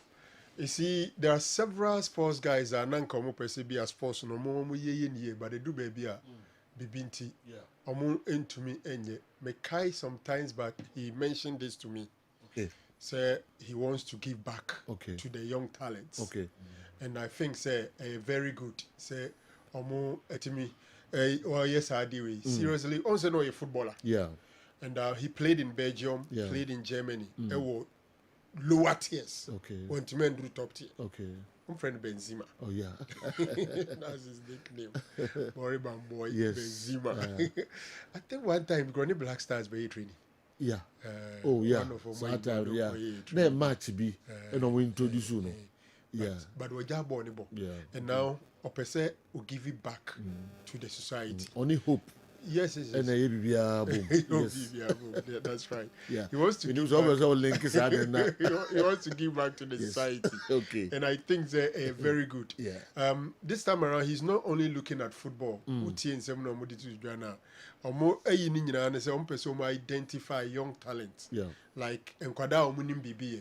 Na say be a ball, say a boxing, say America, and I bibi na onim ya. Na omufawa. Na omuno abuaw. Amwa pejama, what me edru baby episode. Sure. In fact, there are several talents in this country. Omunya boafo. So for me, so be nya eye sebio opportunity. No so bit me the aboa manfa. We need to support it. That's it. Yeah. And I think they're very good. So and young one said the lives of Zunzu Munia, they are involved. Yeah. And for this, I know. Boxing a course and all that, it means that boxers will also have their fair share. Sure. Seriously, say nya wenum bibria it be Olympics games here now ya jitum se Ghana ya the any boxing ni nyina die off no probably could get out there at a point in time as Samojan was trying to do same it do be on sabejene. But if you get these guys maybe Sharaf might not be so rich but our links or connections. Exactly. And this man, it's a war your box and all signing honor. You are likely, and I know that a bra or lunch or D candy 2 years or when you're a license, ever be official football agent. He's been to US, he's been to Canada, he's been to UK, all trying to get all these resources. And for all you know, he may have or keep on saying that on any team. Yeah. It be obeying some strong team behind him, and that is what will bring about the talent. Yeah.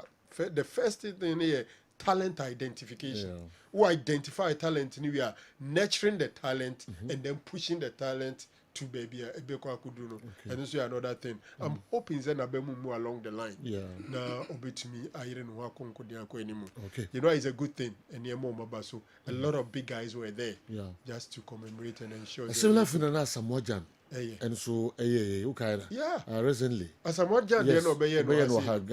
It's very, very similar. And it's good. Yeah. And I think the publicity we gave to Asamoah, maybe we can continue to give similar support. Yeah. It's all aimed at helping country Ghana. There were several Marino na born on Kopesobu. Into when Timia Ujan Temnano.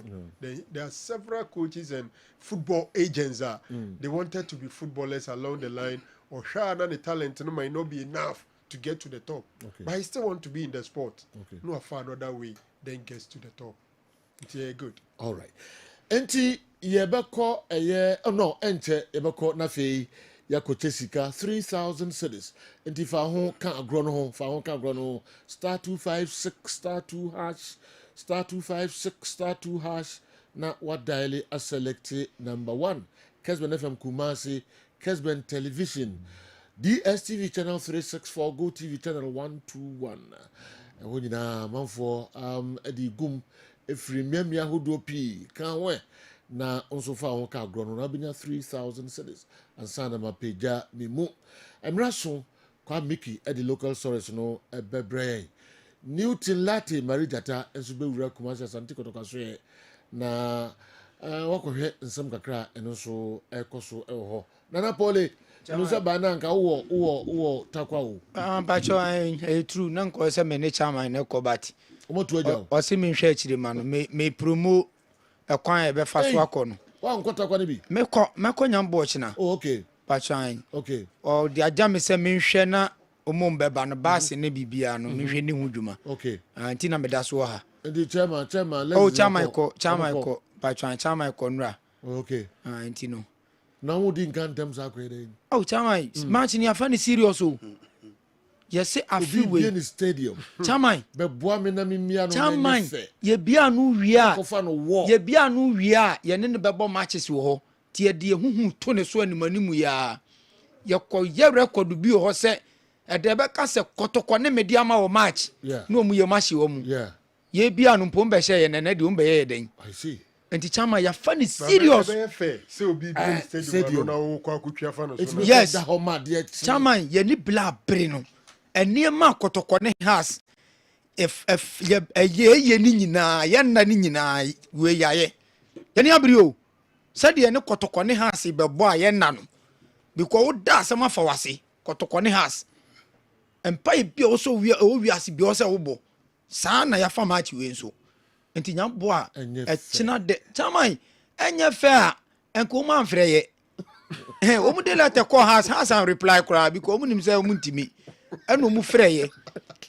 enti se de chama ye ni bla bre no enti chama se wo ye kotoko supporter na o pese wo kobia nyame ya domo china ye de bus AC Baba Yara Sports Stadium okay ye chama Alexander Manu a number and yes send this kasi so okay the number no 0248 49 08 26 0248 49 08 26 me pa cho before so be send scan friend no 140 cedis and yes send it scan 1.4 but Mr. Men send 1.4 pepepe anya say ba ye be san fro aka cho say nson fa bi to so se be betima yi 1.4 pepepe ye free ha emo 8 na Baba Yara Sports Stadium because takwa wa match ne ye 5 enti 9 o'clock ne ye 2 oba 9:1 a untimi nkobi yesere mo wo bedu 9:1 obeba ne ye 2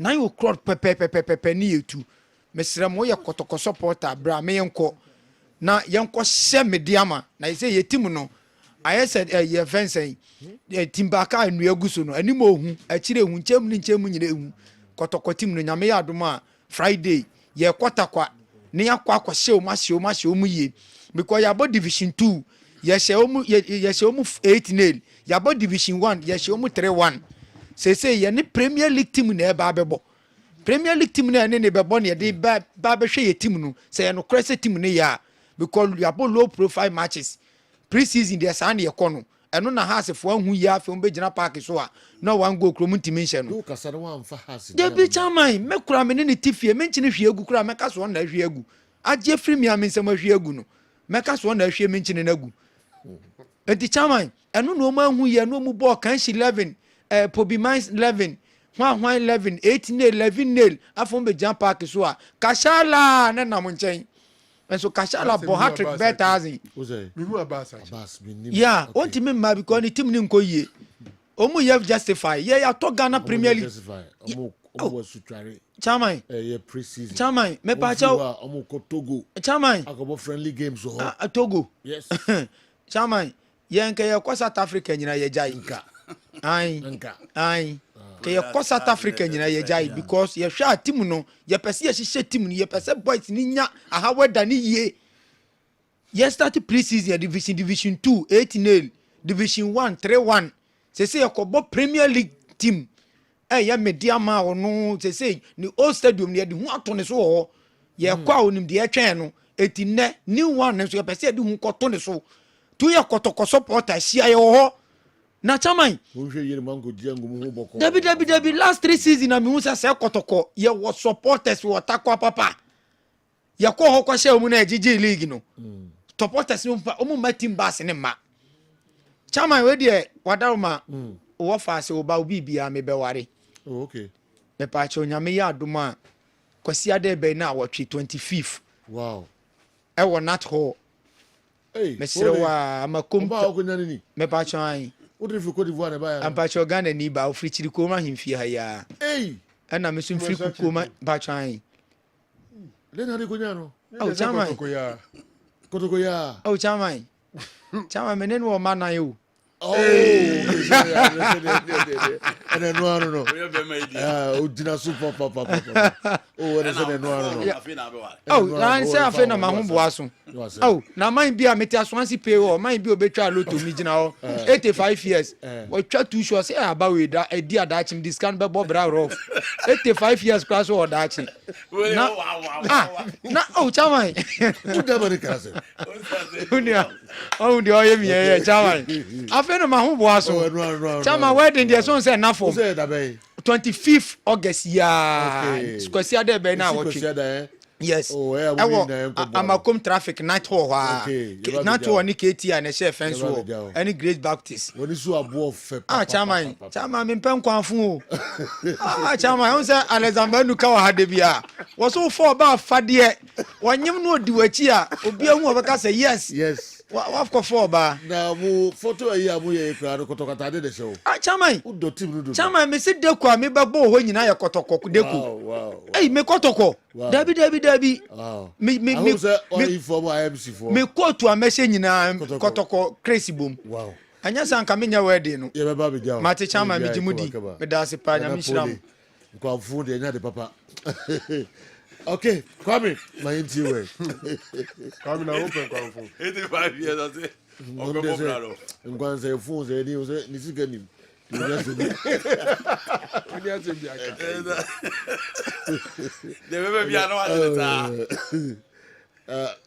yes, Paul Junior, you're great. I say Eugene story, no any.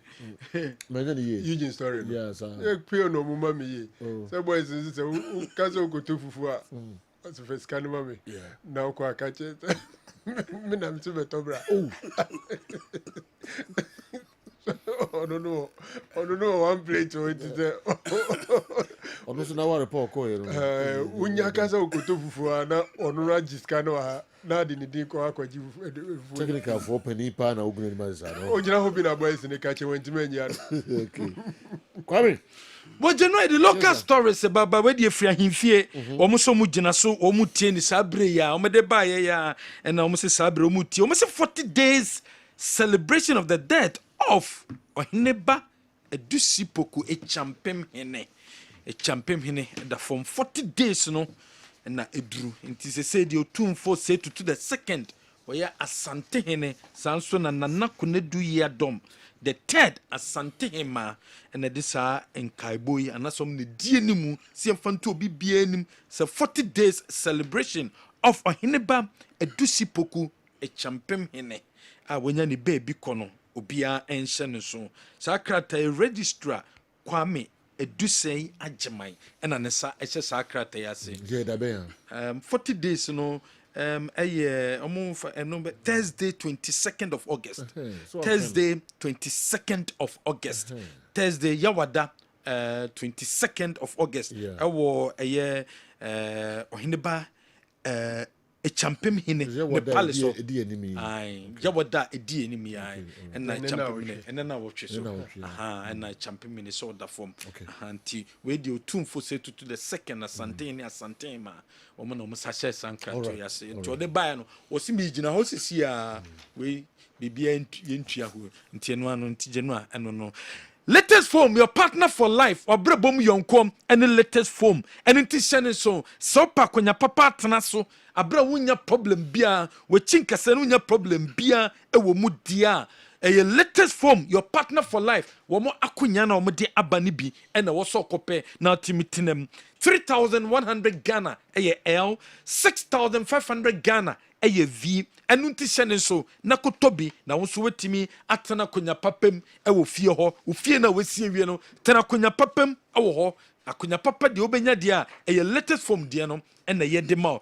Pepsodent charcoal na Pepsodent charcoal no ye the real charcoal nyema wo Pepsodent charcoal no nie real charcoal lemon mint and then zinc in the womb na real charcoal no eboa ema teeth no eye fita teeth ni be fita eye real charcoal na ewo Pepsodent charcoal no mu eno kodanche lemon na ewom no eboa emonum ɛda hɔ onum ɛda hɔ ye mint na ɛwɔ mu no ɛmonum pampan no ɛyɛ hwam ɛna zinc na ɛwɔ mu no ɛbɔ teeth no ɛna ɔgam no ho ban ɛne nti anɔpa bia ɔso twitwiw se na nwummerɛ bia ɔtwitwiw se ɔbɛtwitwiw se a ɛyɛ Pepsodent charcoal ɛna wɔsɛ wo use ɛno ɛne ɛyɛ toothpaste a wɔde twitwiw se a ɛbɛtumi aboa wo DSTV so much more DSTV same sɛ deɛ ɛmfa ho ɛne ɛyɛ baabi bia wɔ bia udi koda no a wo use no ɛno asɛ compact plus ɛyɛ compact anasɛ premium baabi bia wɔ bia no obetimi reconnect decoder no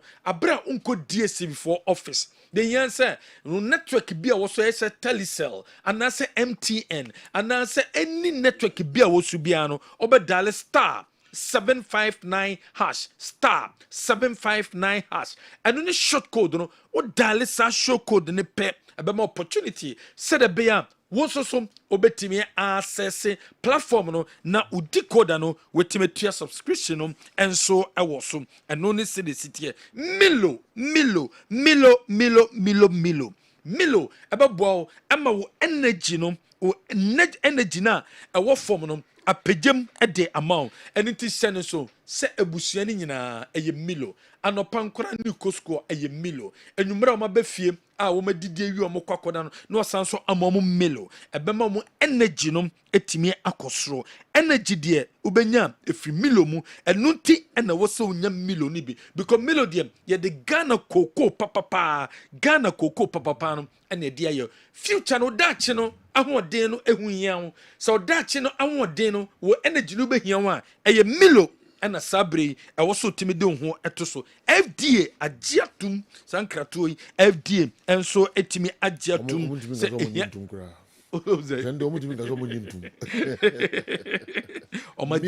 milo nenra o message na ba na ehu message no the real message na ehu message na o kan ye no efa de be ofa bo modie ye fancy ha o message na no o kan me ye milo na o kan ye no okay okay o modie abre ye okay de o kan ye no pacho message anytime all right time in any okay milo challenger no challenger yes. Mixing beer peso ye beer milo wom mixing beer peso ye beer betima ye de afra bi beer cappuccino obetimi tell the coffee fra try but no there be ento milo original no and no any milo FDA for no FDA for milo anti milo the edepa no challenger and no original no. Franco Trading Enterprise says sabre laptop and pebi open Nokia phone open Samsung phone open iPhone smart television womo ebetimi abo wie papa bomoden na kope Franco Trading wo mechira kwan no mo emboa na sanya ma papa we wonsa intimi enkebi Franco Trading de nyama papa nko ene ton ewo yaso ye Asabet Travel and Tour. Asabet Travel and Tour. Akwentio unsembia. Fakona Asabet. Canada, United Kingdom, Australia, Germany, Italy, Spain, Qatar, Dubai. Ekrobia peso kosubiano. Eye Asabet 0246603711. Hebaso cream. Eye cream a bema in the UC. Neso bema yusu hebaso cream no emoba enije. Nunti and also use hebaso cream no we ye bema oho bantem onu obesiem few minutes na ho aba bomodin kope hebaso cream ni bi na ma ho encheba said the bia betema satisfy ba no mo ba no eni age de bia no to ne nsa de frosa bra na mama me nigye eye hebaso cream and also use any drugstore chemical shop bia no obenya bia to ye number ne 0244 750 wo bia osisi ya oya okotodwe waposo wo chinkase ohunam tutu eye elephant oil ointment and wo use elephant ointment beboa wo sisi yare no okotodwe no wo poso ya no ebema so nyina etwa ede ama Sadik herbal powder e wo dwa so Sadik herbal powder eno any powder timi koko obi a koko e ha yusu Sadik herbal powder ne bi na ntu koko na se emfama wo se do de mempe na mom de bomade na fa powder ne bi piti timi no kokom na ebetu eye koko na se e de ama na elephant herbal mixture ensu wo dwa so obi a koko e ha oyematim na wapebi anom Flezon 600 ensu stroke edro unye bi a ebetimi aboa wo ye papa the luckiest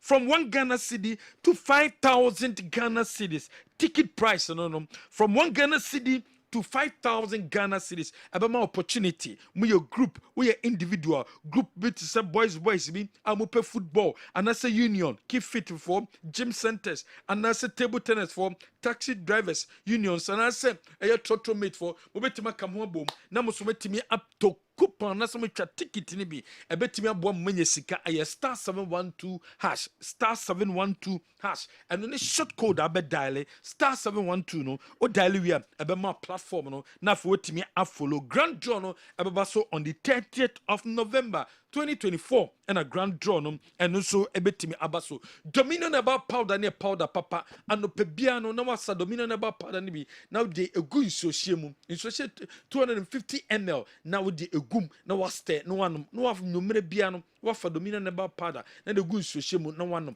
ebe boa wo ye papa eno na ebe boa wo ema wo diabetes no o cholesterol no o pressure na e ha no etuase e de ama oba na menses embaye no dominion herbal powder and a bit ma solve sa problem no e de ama any drugstore chemical shop bia beko bia no obenya dominion herbal powder ni bi Kel Chaco toothpaste toothpaste Samara Company Limited and a diaba obeso prevent cavity a pepsodent a Kel Chaco toothpaste ni bi and a bebo wo bia yefunu eya wo ya anaso bia tanu nsa ade be chi no nya hangover wo teeth no pese eye fita de nya so benya Kel Chaco toothpaste no Samara Company Limited and a general woman day aba edwaso. Okay. Enti all the local sources never to asun tentem, okay? Na fe mako Newton Latte Marigata ho na yahwe do de breminim sa branche no aye kradwa. Nka metima fa no kra ansana no yenhwe local sources no. Ansana de hobia no de bremo.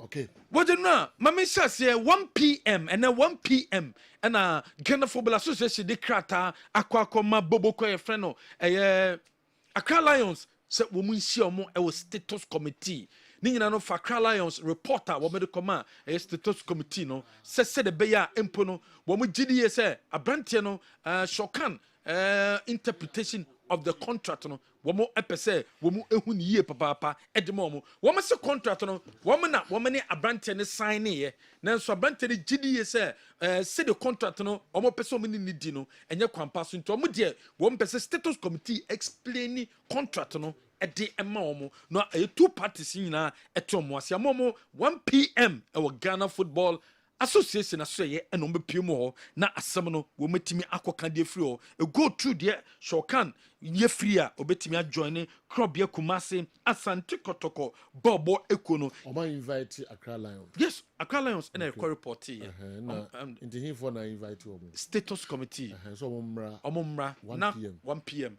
Na contract na almost say omone shokan sign ya shokan interpreting almost say omone shokan sign sorry almost omone shokan sign ya more copy of the contract yes as shokan interpreting no different no thing na say different and almost say different no one person status committee church no player no ase and ni wo no say contract no say no moka and a player no so stands is ni nti ya tu answer their from nyina nti omo chema alliance of friends omo a na de call ye de come status committee so omonka asem no fefru to 1 p.m. general o metena case ne so no mu kwan a wo metimi de afaso ye beto so e wo other stories ensumu a ye fe ni che Krobia Kumasi Asante Kotoko Kumasi Asante Kotoko wo mo prepare ye papa for big game e chena e koso e wo T&A Park Prosperity Ogum and the Ocean Life for Kessben television so a ojina touchline wa oni players no edi nkomo e de fa game a wo mo kwakobo wie no oni players ni hia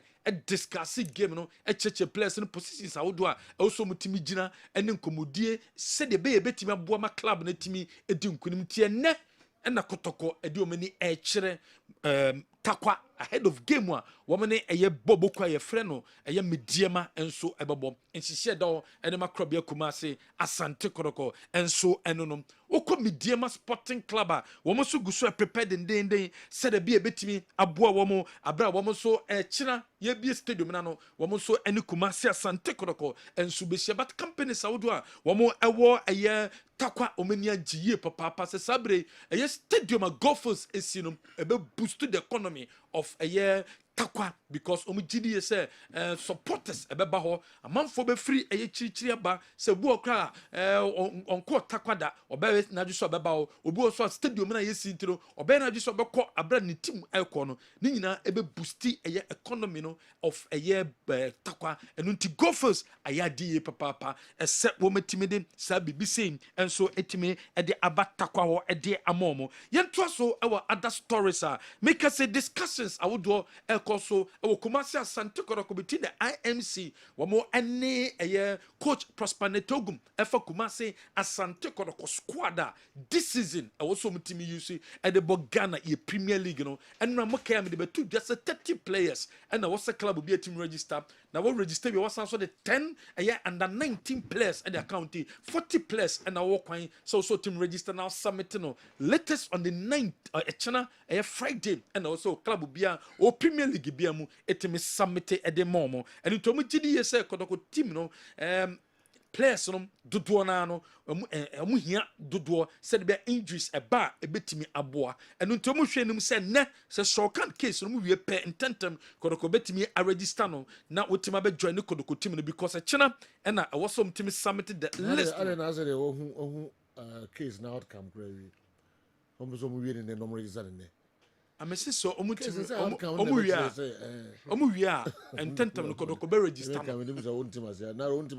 what sound is as if after you case now register because case no say kodoko be register it depends on how the case goes. Yes, so mu wie next we Accra Lions player kodoko ntimi ko register. Yeah,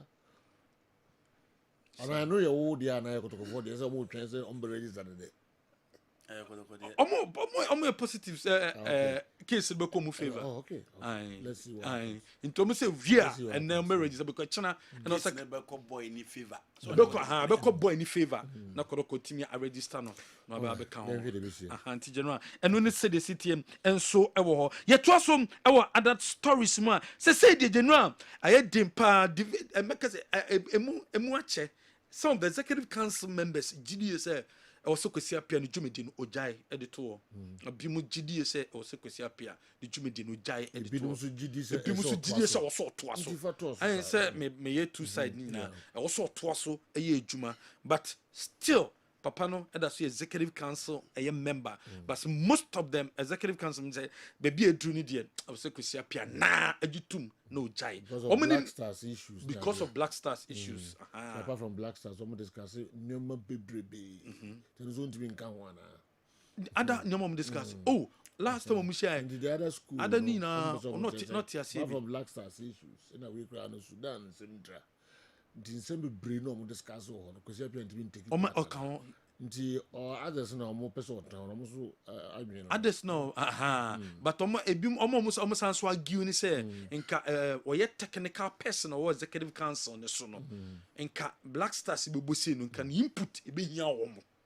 ebe hia ma Black Star ebe hia ma Ghana na so se no wakoba bi ntia no na ma se no division no aba ho as to how obeto an jumedi so but no so explain say ansa no bekono enyo no decision nti e wo ba bi e free buy ansa na okọ take sa decision no e dey free general Monday but latest Monday ma wo se Kumasi Asante Koroko omo fele wo mo management board no e kan club license ho ɔmo de nipa bi dia akɔhyehyɛ hɔ a ɔmo de kɔma GFA no ti by Monday officially ɛbɛba abɔnten every Monday kɔ no ɔmo de bɛba miehu management board a kɔtɔkɔ afɔme because of club license and restrictions abem pa this year restrictions abem ofa odi kɔ wie na wa ye mistake wie afei na okɔ bioma kɔ changes a na it difficult at the amount and into ɔmo mpɛsɛ ɔmo be mistake and a snit a bitty clubs ne pa ɔmo ntua snit no into ɛma kwan ama ntimi ɛmfa nti ɛnɛ license no ho nsɛm ne deɛ ɛbɛ problem pam ɛde ama clubs no ɛnso yɛtoa so house of work so wɔn de abɛto gya sɛ deɛ wɔn tu kwan wɔn prepare yie papaapa sɛ de bia team no ɛbɛtumi ayɛ strong na efeim wɔn timi abɛbɛ fighting for the Ghana Premier League no ɛnso na players ahodoɔ a wɔn ɛpɛ wɔn nyinaa no wɔn egu so edi ho nkɔmɔ yie papaapa ɛnso ɛwɔ hɔ other stories under 20 boboko no ɛnso etimi akɔ akɔduru wɔn akɔ akɔduru Colombia ahead of under 20 World Cup a wɔn ɛkɔ akɔbɔ dendenden ɛnso ɛwɔ hɔ ɛno ne sisi ɛda hɔ Samates boboko no ɛnso ɛnam kwan so mu de wɔn akyɛ Cameroon abira wɔn ne Victoria ɛyɛ United FC ɛna ɛkɔ akɔbɔ sɛde bea ɛbɛtumi abɔ general wɔyɛ few stories ɛbɔbɔ ano. Okay, yes, I can't tie for say Hans Kofi onya ne baby ekoye onya ka kwanhyia na ofiri mu nyame ɛyɛ adoma a weekendi na ne nida na ne nsie ene yie ne nyinaa no ɛba so ɛwɔ ɛyɛ dumping pepesa ɛhɔ ɛna ɛyie no ene ne nsie ne bibia no ɛba so Hans Kofi ɛyie no bɛba so ɛwɔ dumping Methodist school park no ɛso nti adɔfo esremo yɛsan kae mu biom nyame ɛyɛ adoma memenda ɛna ɛba so yɛntie kakraa bi na afei yɛntoa so ɛmfa ɛmamɔ Hans Kofi sɛ nhyɛ no nyinaa no ɛna ɛwɔ Kessben television so no ɛnya sɛm ketewa koraa naro general yɛkɔgya Hans Kofi kwan yɛkɔ ɛsɛ takwa no yɛde boɔ baako kokum ma mmienu yes yɛkɔhwɛ TNA park na afei yɛakɔka Hans Kofi ne n'abusua ɛtitiriw ɛyɛ dɔmpem hene right ɔno na Shiawra sɛ wedeɛ ɛnya sɛm ketewa koraa yes nti no yɛkɔ akɔbɔ na n'akyi dɔm na n'adeɛ nyinaa Hans Kofi n'adeɛ nyinaa ne yere nnua nti na kyerɛ sɛ nakonta no yes ɔhene yere ɛyɛ Adelaide ɛnya sɛm ketewa koraa ne nnua ne mpɔn ɛna ɔda fam yi ɛnyɛ easy nti na ɛno nso ɛno no ɔhene yere Adelaide bia nwonya panyin ma ɛnya din ne yie a na mode atɛme nana yere ɛma ɔyɛ akɔ papapapapa ne abusua no nyinaa pepesa yes nti nyankopɔn yɛ adoma weekend yi ɛna ɛno nso ɛba so alright okay hello it is saying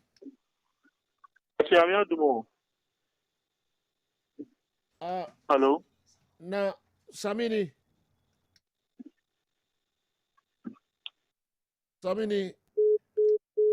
and also what my boy mamenya 5,000 cedis no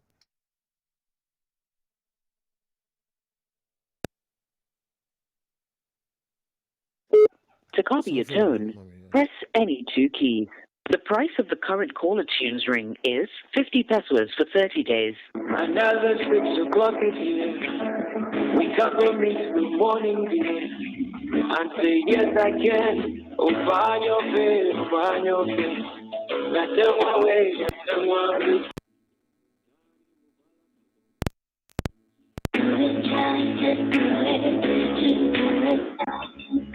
Sorry, the person you called. I'm sorry, I can't line no.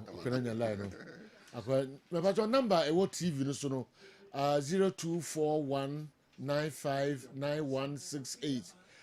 Your friend no Samuel Kofi Jaba 0241959168 or your Chrome 4 na and the tia nye obefre obi owo Kessben FM ha so obeboa no ma what made the Kessben cash port to be o man 5 million pa ɔno na yɛte ne voice kakra bi nam sɛ onya line no sɛ yɛde ne ba na ɔne yɛaberanteɛ no adi nkɔmmɔ a kyɛ sɛ ɔmo ɛyɛ awie na nka ɔnadwene sɛ yɛbɛsɛne 5 million akɔma no na afei wama nipa ko no adi sika no na ɔteeɛ nam sɛ me voice na ɔteeɛ ka yɛde ne ba na yɛnna bɛdi nkɔmmɔ no yɛ expose no ɔyɛ kurɔmfoɔ paa nti nama no a yɛde ato dwa no obi a ɔbɛfrɛ obiaa sɛ ɔbɛboa wo ama woawini cash sport no ɔyɛ kurɔmfoɔ yɛsrɛ mu ɛnyɛ nokorɛ da ɛnyɛ nokorɛ nti momfa ntom adwen so yɛsrɛ mu momfa din no mmra bio na mensan mmɔ biom yɛfrɛ no what is it Whitney monsan fa mmra quickly okay Samuel Kofi Jaba Samuel Kofi Jaba the number no 0241959168 ɔyɛ kurɔmfo tachi amoa alright Dawood Heba me yɛni nkɔmmɔ kakrai na afei mede fa de aka no nyinaa ma Newton Latin Marijata doc na te sɛn nyame adom bɔkɔ obi bɛtumi aboa ma obi adi saa ɛnyɛ no korɛ da ɔbɛyɛ nyankɔmade ano dabi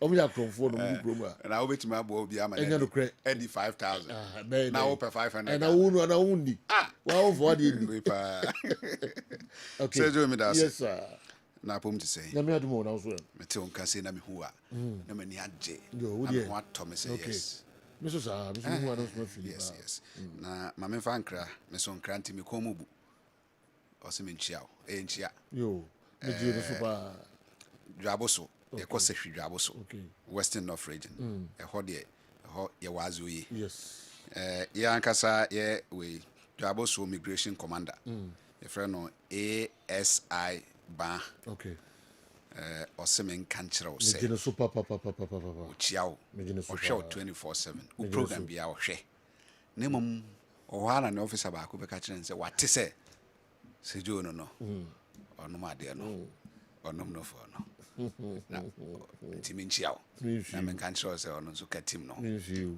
ɔsɛ ɔka tim no sɛdeɛ wode baate nso no ma obi no yo sɛ jo sɛsi ada wode ba hospital okay yɛ ho ayɛ sɛ gyeni no yɛagye baabi a yɛagye no yɛ din papa ɛsiane sɛ jo yɛade ɛya wo sɛ obi ɛyare da hɔ mfie maako nson na ɔntumi nsɔre nnante na obi kɔɛ no ɔka kyerɛ sɛ yɛato no adu enti gye sɛ ɔmoyɛ nyankomade kakra ɛyi mpaneɛ ɛwɔ ne sisi no mu ɛna ne kotodwe mu ɔmo tete ne sisi akyi sɛ yi paneɛ akɛseɛ yi a ɔne pamadeɛ yi ɔsɛ maako ɔmo yi sɛ 3,000 okay na sisie no ankasa akɛseɛ koraa yɛ sɛ yi ɛnsa kotodwe no mu nso ɔmo yi about 700 ɛwɔ ne kotodwe mu nko a ɔmo yi wie yɛ ade kyeɛ na ɔtumi nante na ɛfiri 3 days kɔ no afei ne nan no koraa ɔda hɔ a kane na ɔtumi pagya ne nan no ntumi mpagya bio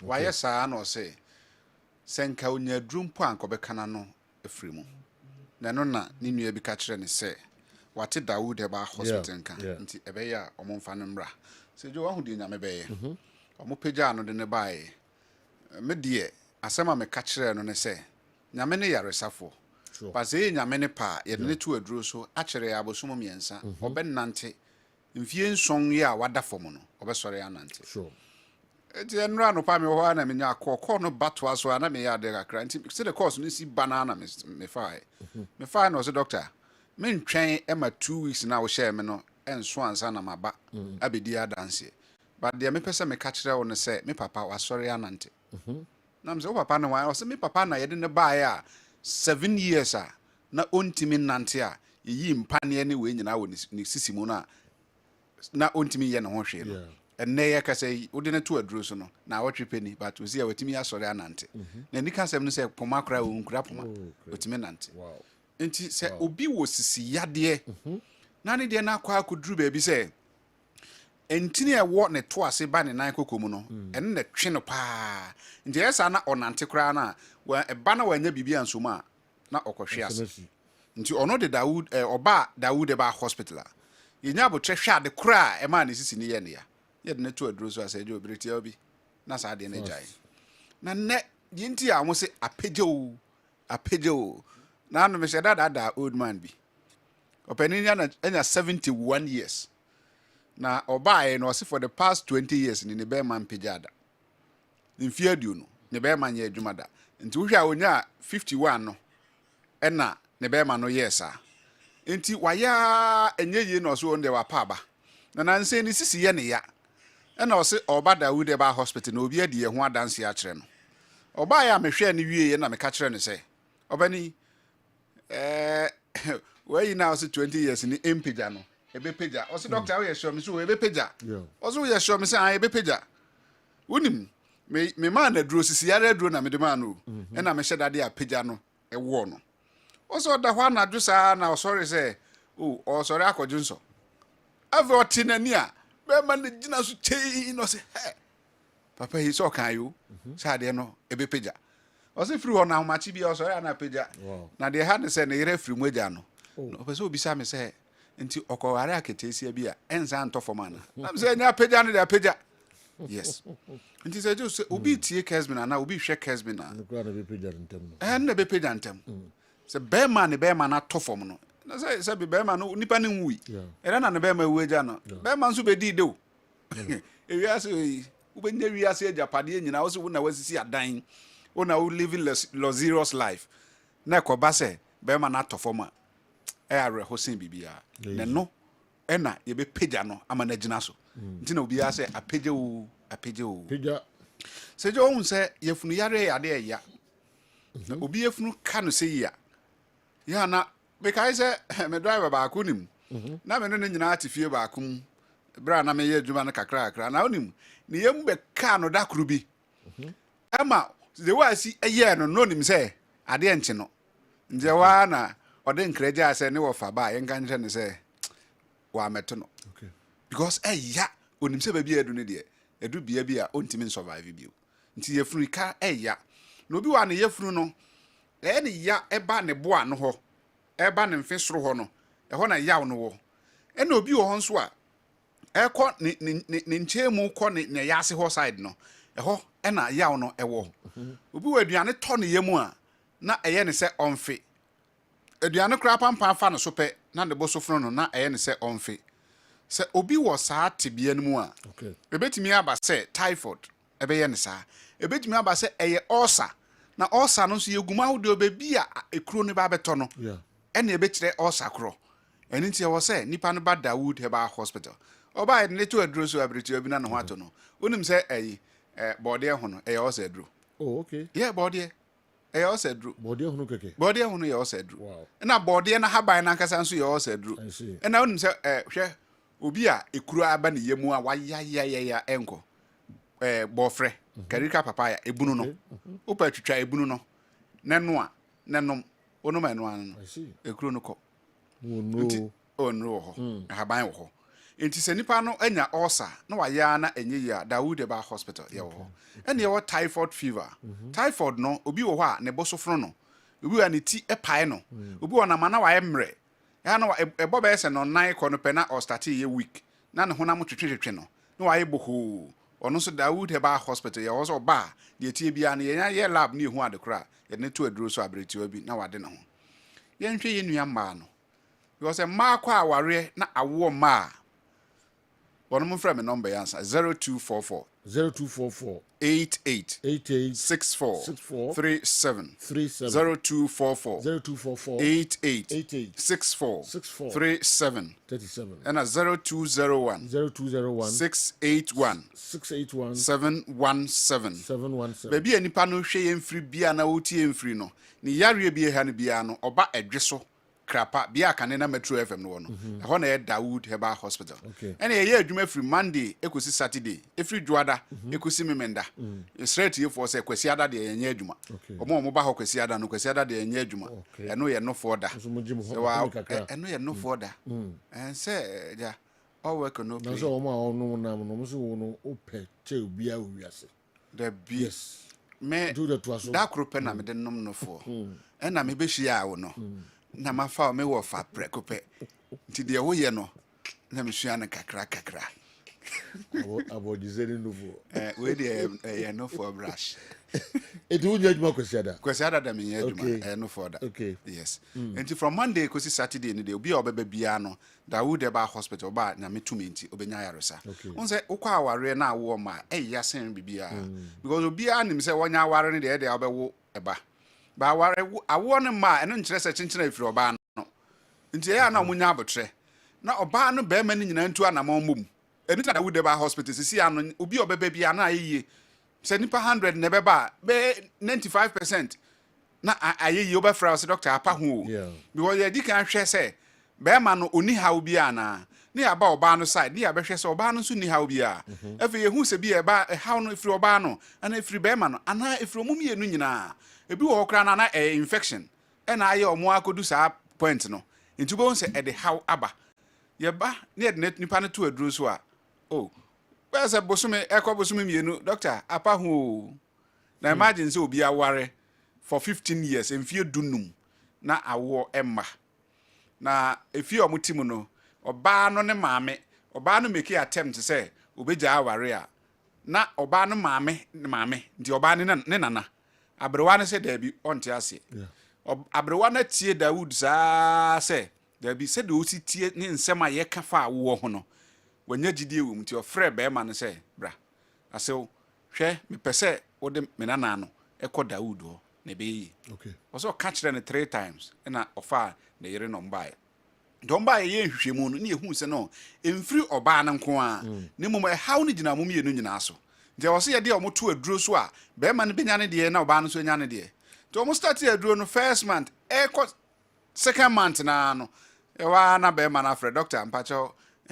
me yere yi na apa hu na onim yo katwa to doctor ma nye mere no yes so nti say awo a Dawood Eba Hospital na yedi adwene da chi e behwe so yofrawo eno nti ye wo edweso krapa bia kane na Metro FM no wo no e ho na Dawood Eba Hospital na ye adwuma from Monday ekosi Saturday from Monday to Saturday your numbers ni 0244 88 64 37 0244 88 64 37 and 020 168 1717 so commander migration commander onkra no maka ASI ba odraboso nti yeah na say obehu di a net you know na wo kwakọ omo ho no benta kwa emu wakakra ba enwa pi but ye beko say fra science so na ekodwa bo so weekend me pi takwa wako takwa ho ene ofri takwa na ya ba sanwen so okay na ya kodwa bo so the commander say we be kan no for group no de say oye bibi message no for ye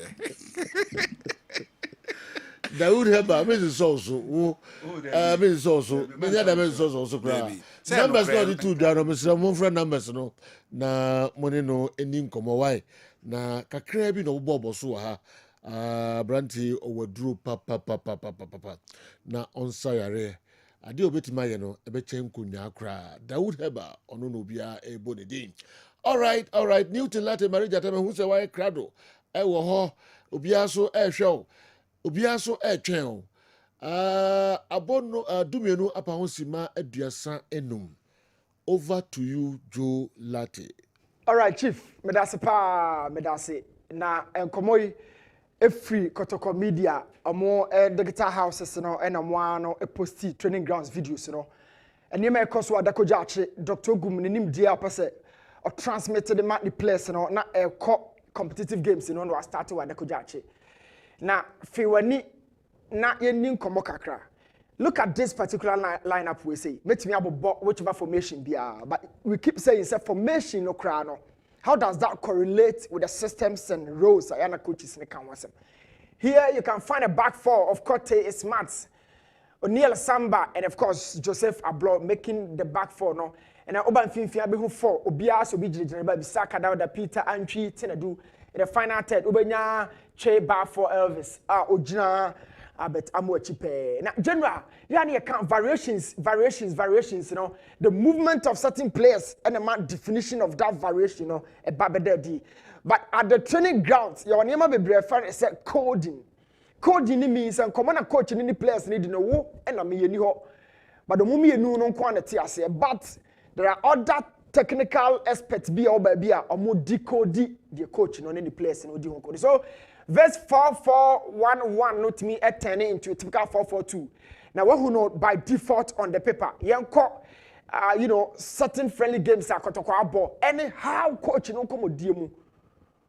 And somebody to Jano, a quite fast so reflected. Coach, you know, air tries about discussing roles, responsibilities, patterns, and of course, how these guys will adjust to the methods, the principles of play, and of course, the concepts, you know, how by Juma our field. So social protocol in the final third. We have 2 strikers and I'm a we have 2 wingers and staying very narrow. And of course, we have 2 players and a double pivot in Tinadu and Anchi. Not just say in the final third, no, you can have about 6 players here. So Bukete na join me. Now you didn't come away saying flow. The first observation of those principles are not coach no.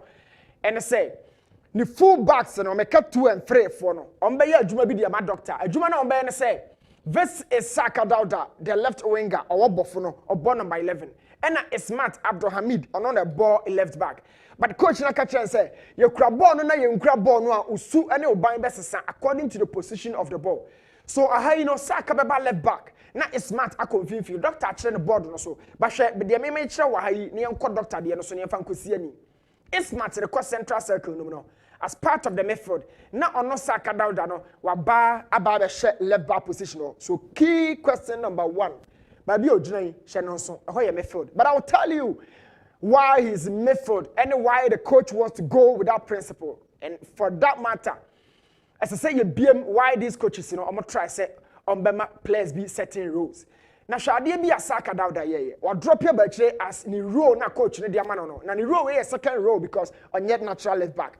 But coach na catch say you crab on there. If Smart or the left back of Bonabaya Juma from me, it will on back left back. Now, Osha is Smart position almost like a central defender. But he is Smart free ho, never a brand position ha. Naturally, second is Smart ha. Only central defender in terminal half space in the back pa. A back pa. And 2, it would have been 2-on-1 against Ismat. But the coach said, Saka drop your bar. Ismat back inside as an inverted fullback to make the half spaces very, very compact and narrow. It is Saka da yene juma. Yan kon komonum na Dr. Ogumudi ni nkomo yi. Whilst ye unti the ekos wa na ye tie ni breaking further down. These are the building up principles a coach no or highlighted the chair and the mrantie no ewo kokwa bi mu na Dr. Saka fa brochefo de ni bi ba to one side. E no no anya ne green board e no so de chair mrantie na de na hwe area ha kakra bi. Wo hwe ba bi a doctor ansesi a hwe closely e ho ye right back in the position. It will do Kote so, will do Lord Amwaso. Now, there's a short tower. Liverpool near Atletico Madrid. Or share one player. And they actually inverted full backs. Inverted means to transpose between 2 different positions. Not just a mijinaha, na me kwako jinaha. At the time a ball ni be move, no catch them. So, Doctor dem rafone de na to ne nsa ni fa so. And what they trem rant and say, oba board green so. Shebe bia ne nsasi no. And he is drawing the movement pattern.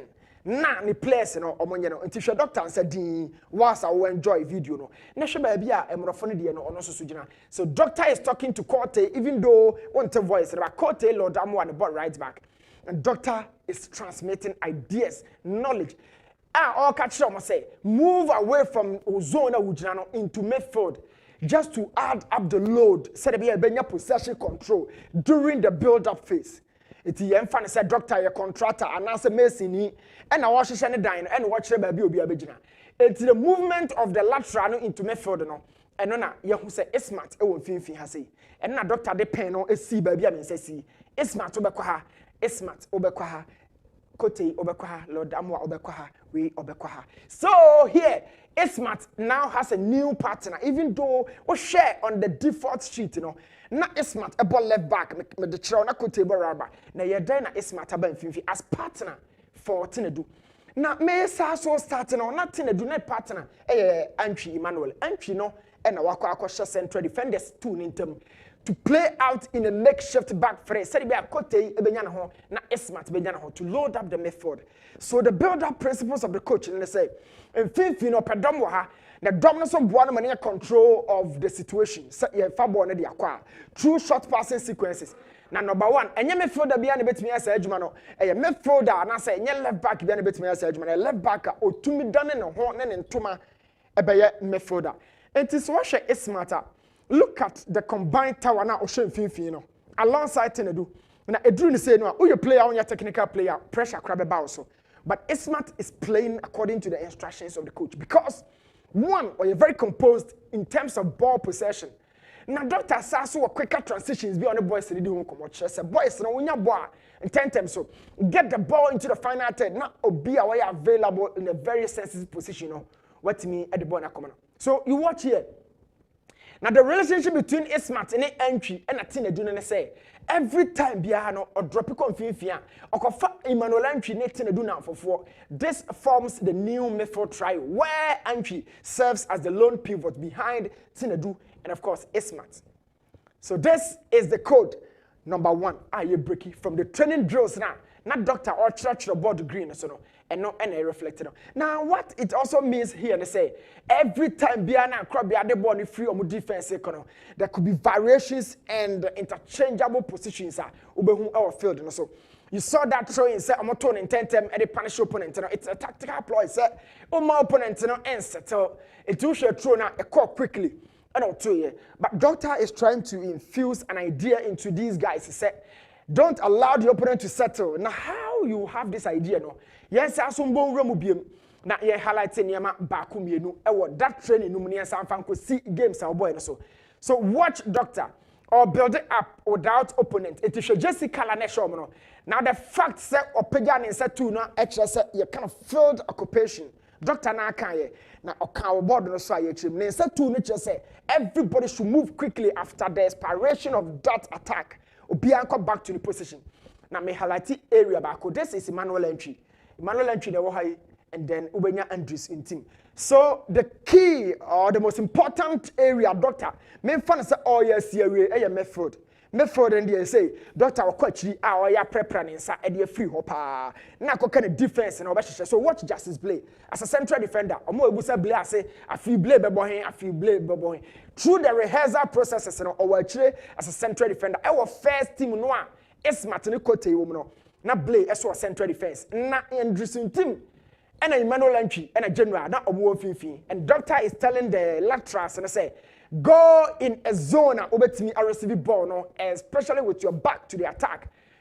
Under a lot of pressure. And look, every communication, their coaches in the place in the piano, you might think say a fluke, but you know, they translate into certain things on the games. Yeah, now as I say, both coaches in super, and you can understand the fact that attacking say, you know, doctor is taking Babaya to some classes. Say he is a creative hub. And to always be as I said, or run it by the chip quickly. So Shen Crawford so about Bejina so and show Jessica no a black. Who say or that blue for the sea blue for the call. Now the inverted fullbacks, you know, and I'm highlighted the show. No. Now young caught the field occupation also. Field occupation in me say pitch na daho ya born 70 by 100, what 69 by 100, whatever no. To occupy the field, and never be any at any time. Now wait there a doctor na screen and I'm a use so this is Ismat. Watch him closely. Ismat was here national movement. And wait a board no come so Ismat I drop here out wide. Now build up and watch him once again and this is doctors talking. This is doctors motivational words in terms of tactics or them boys and I say Ismat is a left back without the ball, but as soon as we have the ball or moving the ball and you can understand the playmaking skills. So Shababi or the mechanism, he's trying to tell the guys to say the nucleus of every successful team, a method. Said your baya or bridge defense to attacker. A honey drew a mungum, a ho and a yedman. A buguma over cutting, every ball will go up high. And then I'm catch now say this Emmanuel entry guy is the metronomy of the side. Just say be cause to be not half anymore. Now me catch you say the easiest passer ever call for Kote, but passer now you most effective, ever call with a risk. So watch where he dropped that ball. Now apart from set ball ni kura no, entry fast one or the team no esopa. Obi baka, oh how many games kura no my ball? No, the drills will tell you a lot when the game do start. But say one to me until we say na say anema baby too. After set attack and end you know. Look at doctor structure without the ball. Where you friend possession security. So attack way ball if you to has here. And for we say the composition comprises of 2 holding midfielders and the laterals. So Titino anka left back Imoro no nam ha na net so nam ha omo na cross ball no. Dennis Kosa no nam ha Michael Mpadu no nam ha omo na cross ball no. Ubenya Odai mo no omo nam ha. You know, it's gone.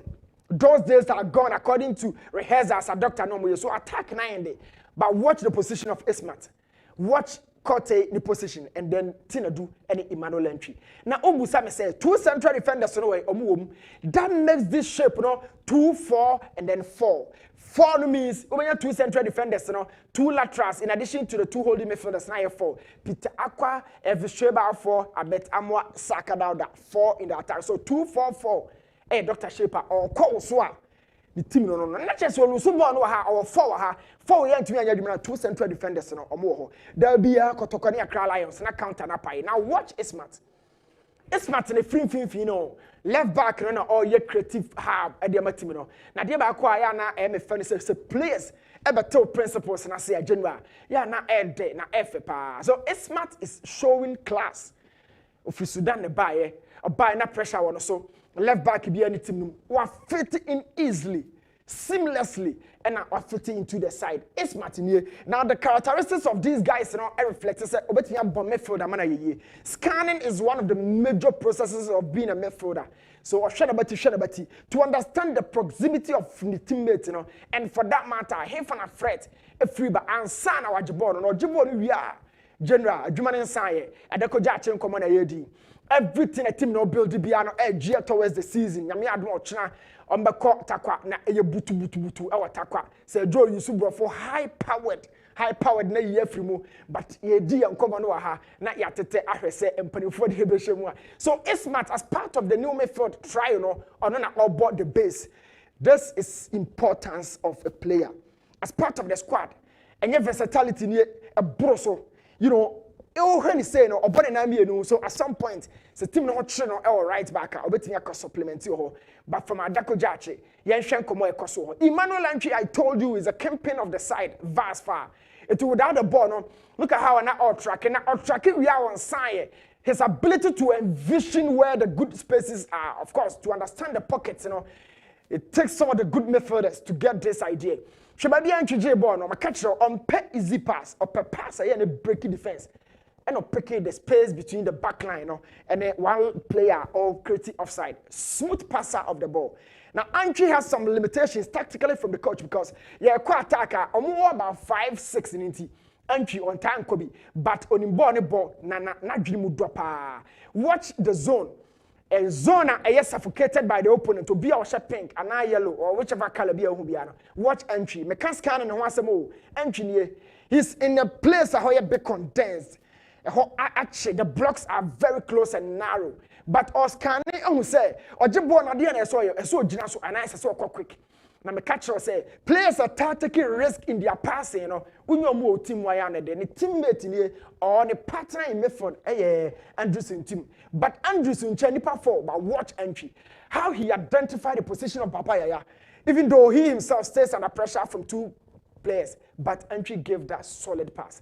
And attacking on Econo. So Antwi, in fact, I should be confident. For once, I should be confident. Antwi or a starter, he understands the game.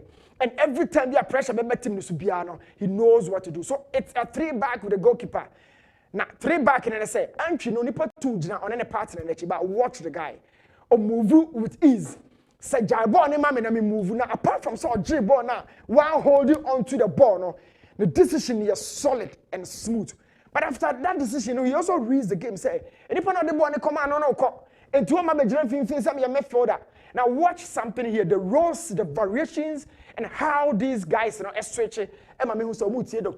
So Antwi pass a ball and come out Joseph Ablono, and Wako Jina as the new central defender. Watch him in the white tower. And I blow Akosha right back. na abusa sɛ kote yi ɛwɔ mfimfini na bani say no bi busa ɛna mfimfini na bɛda hɔ ɛna imalole ntwikra wɔ yi no doctor has another player to perform that role because he knows say antwini hɔ Anderson Tim no therefore when Baba Yaya has been occupied Saka Dauda ebe drop ya babishim and no ne bema smart Abdul Hamid ya hu no ase ha yi obe move akwa serve ba bia Saka Dauda wono watch Smart Hamid he's going etin ni rules ne dawson woni yantwi partnership woni Saka obi oni midfielders ne obi so Saka man finfi be je ball no Smart becomes the new left back and for that matter the outlet for the side.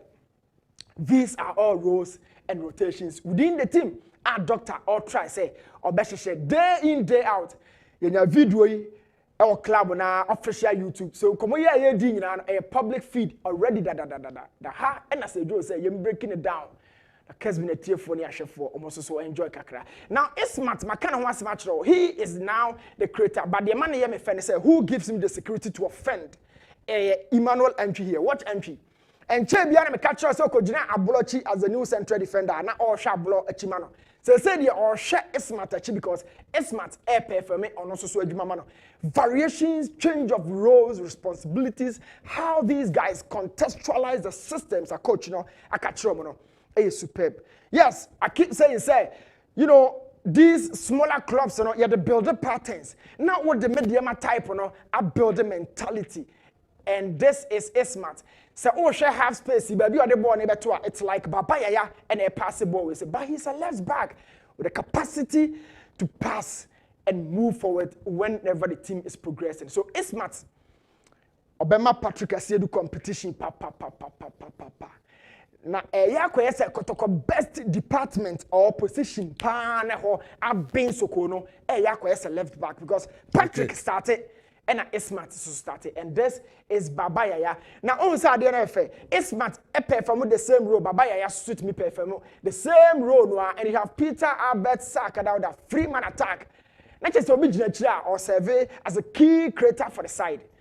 Adokojache anema ekoso ho Dr. DB Fabord so no de be call part and so no de be kwada kojache or the aka ni nyina takwa and we will be back here to break it down and come on wa yɛmfa de aka ne nsie na adwene ɛyɛ de no ɛbɛ no de aka ne ntumi mma Sajo menja chire ne okay new two messages quickly Nafe Newton messages mienu Bako say realistically Smart is really a talent and fitting so well into the system.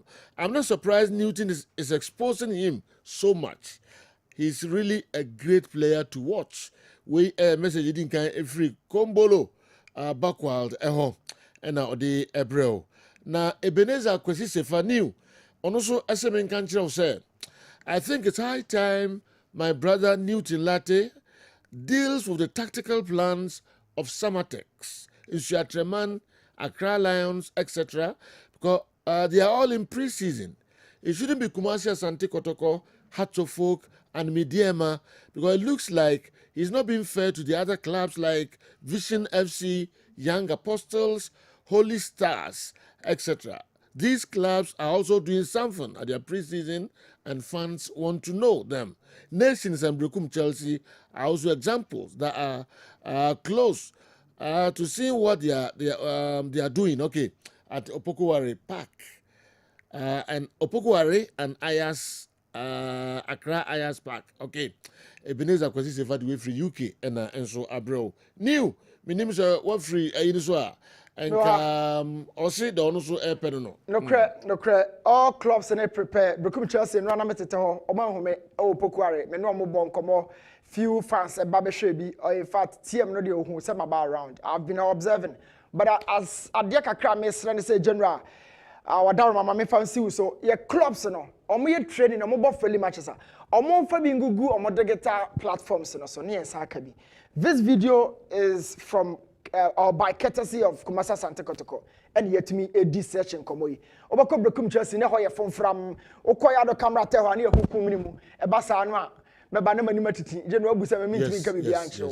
They should have those videos available. We will talk about these boys place ni bitimi hyiam say oh marriage atane ya bone na ya bo basake wo de on kan ho asem say no mo platforms no say empty ye nya bi nka so boss new ya dasipa ntitiremu ho na abrante ndi abreye no ene eye referee Patrick Papala birthday Papala ene your birthday you're so happy birthday referees in so much happy birthday yeah was studio ha yes Papala oh amafo amesi wo happy birthday Papala because chemisika etwa to okra na maba Bones Sajo na abrante na no friend crofo no chese ne ho kra ye mwanwa we yes over 3,000 yen or your course sa nya sem keto yen kwa 3,000 Ghana cedis why na ewi ni ebe ya oba anase be ma Ghana hemfa na oni akro no owo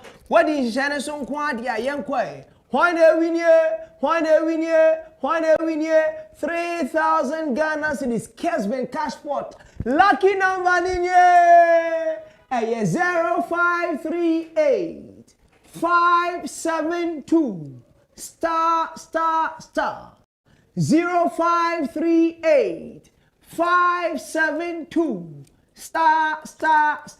So number na yini hu ya me say wa check it na wan kasa di hu ada say all right ebe dasi number twa no na asu 3,000 cedis eko ni phone so Curtis Ejekum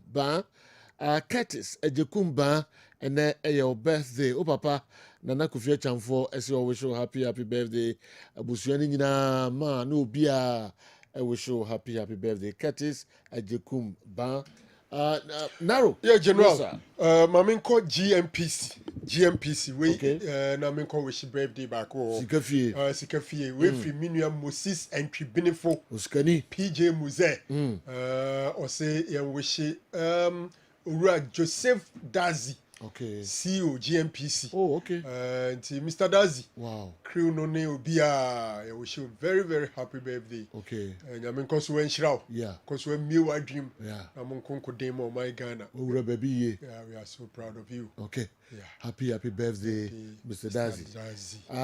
Na Moses Otenga. Oh, no, hello. You say them so we are. We are okay. So baba lawyer. Yeah. This is the whole born now. Somebody boy to dia. On this note, any program no baba awie Nyankopon ya aduma na mom your sense subium 0241 959 oyo kromfo ofro bia your friend Samuel Kofi Jaba ofro bia say man 500 cedis na omwa na winning Cashport ni bia oboa oyo kromfo and time woman can bo oni Nana Kwame. So Nana Kwame no friend no. Okay. Audio wo ho but time. Yami had much na. Nkomo ni di nyina no. Ye ma tiefo atini nyina oye kromfo. Ana obi obefro bia se buanoma ni Cashport ni bi no oboa oye kromfo. Enye no credit. Yeah, what you have no. You need access to that. Debbie. Nanka uni na papa sin pete. Uni na papa sin pete. Ni si ya ka. Na ruka rakei. And na many kote on the gate. Surprisingly, I was shocked. Unyuma bebe nyina. Fu na. Enyebete. All right, breaking news up next. The munyina say we send more transcript. No na pepe e wo extra time dwumedie no eso. Yedemasipa nyame nhyira mo yakramo.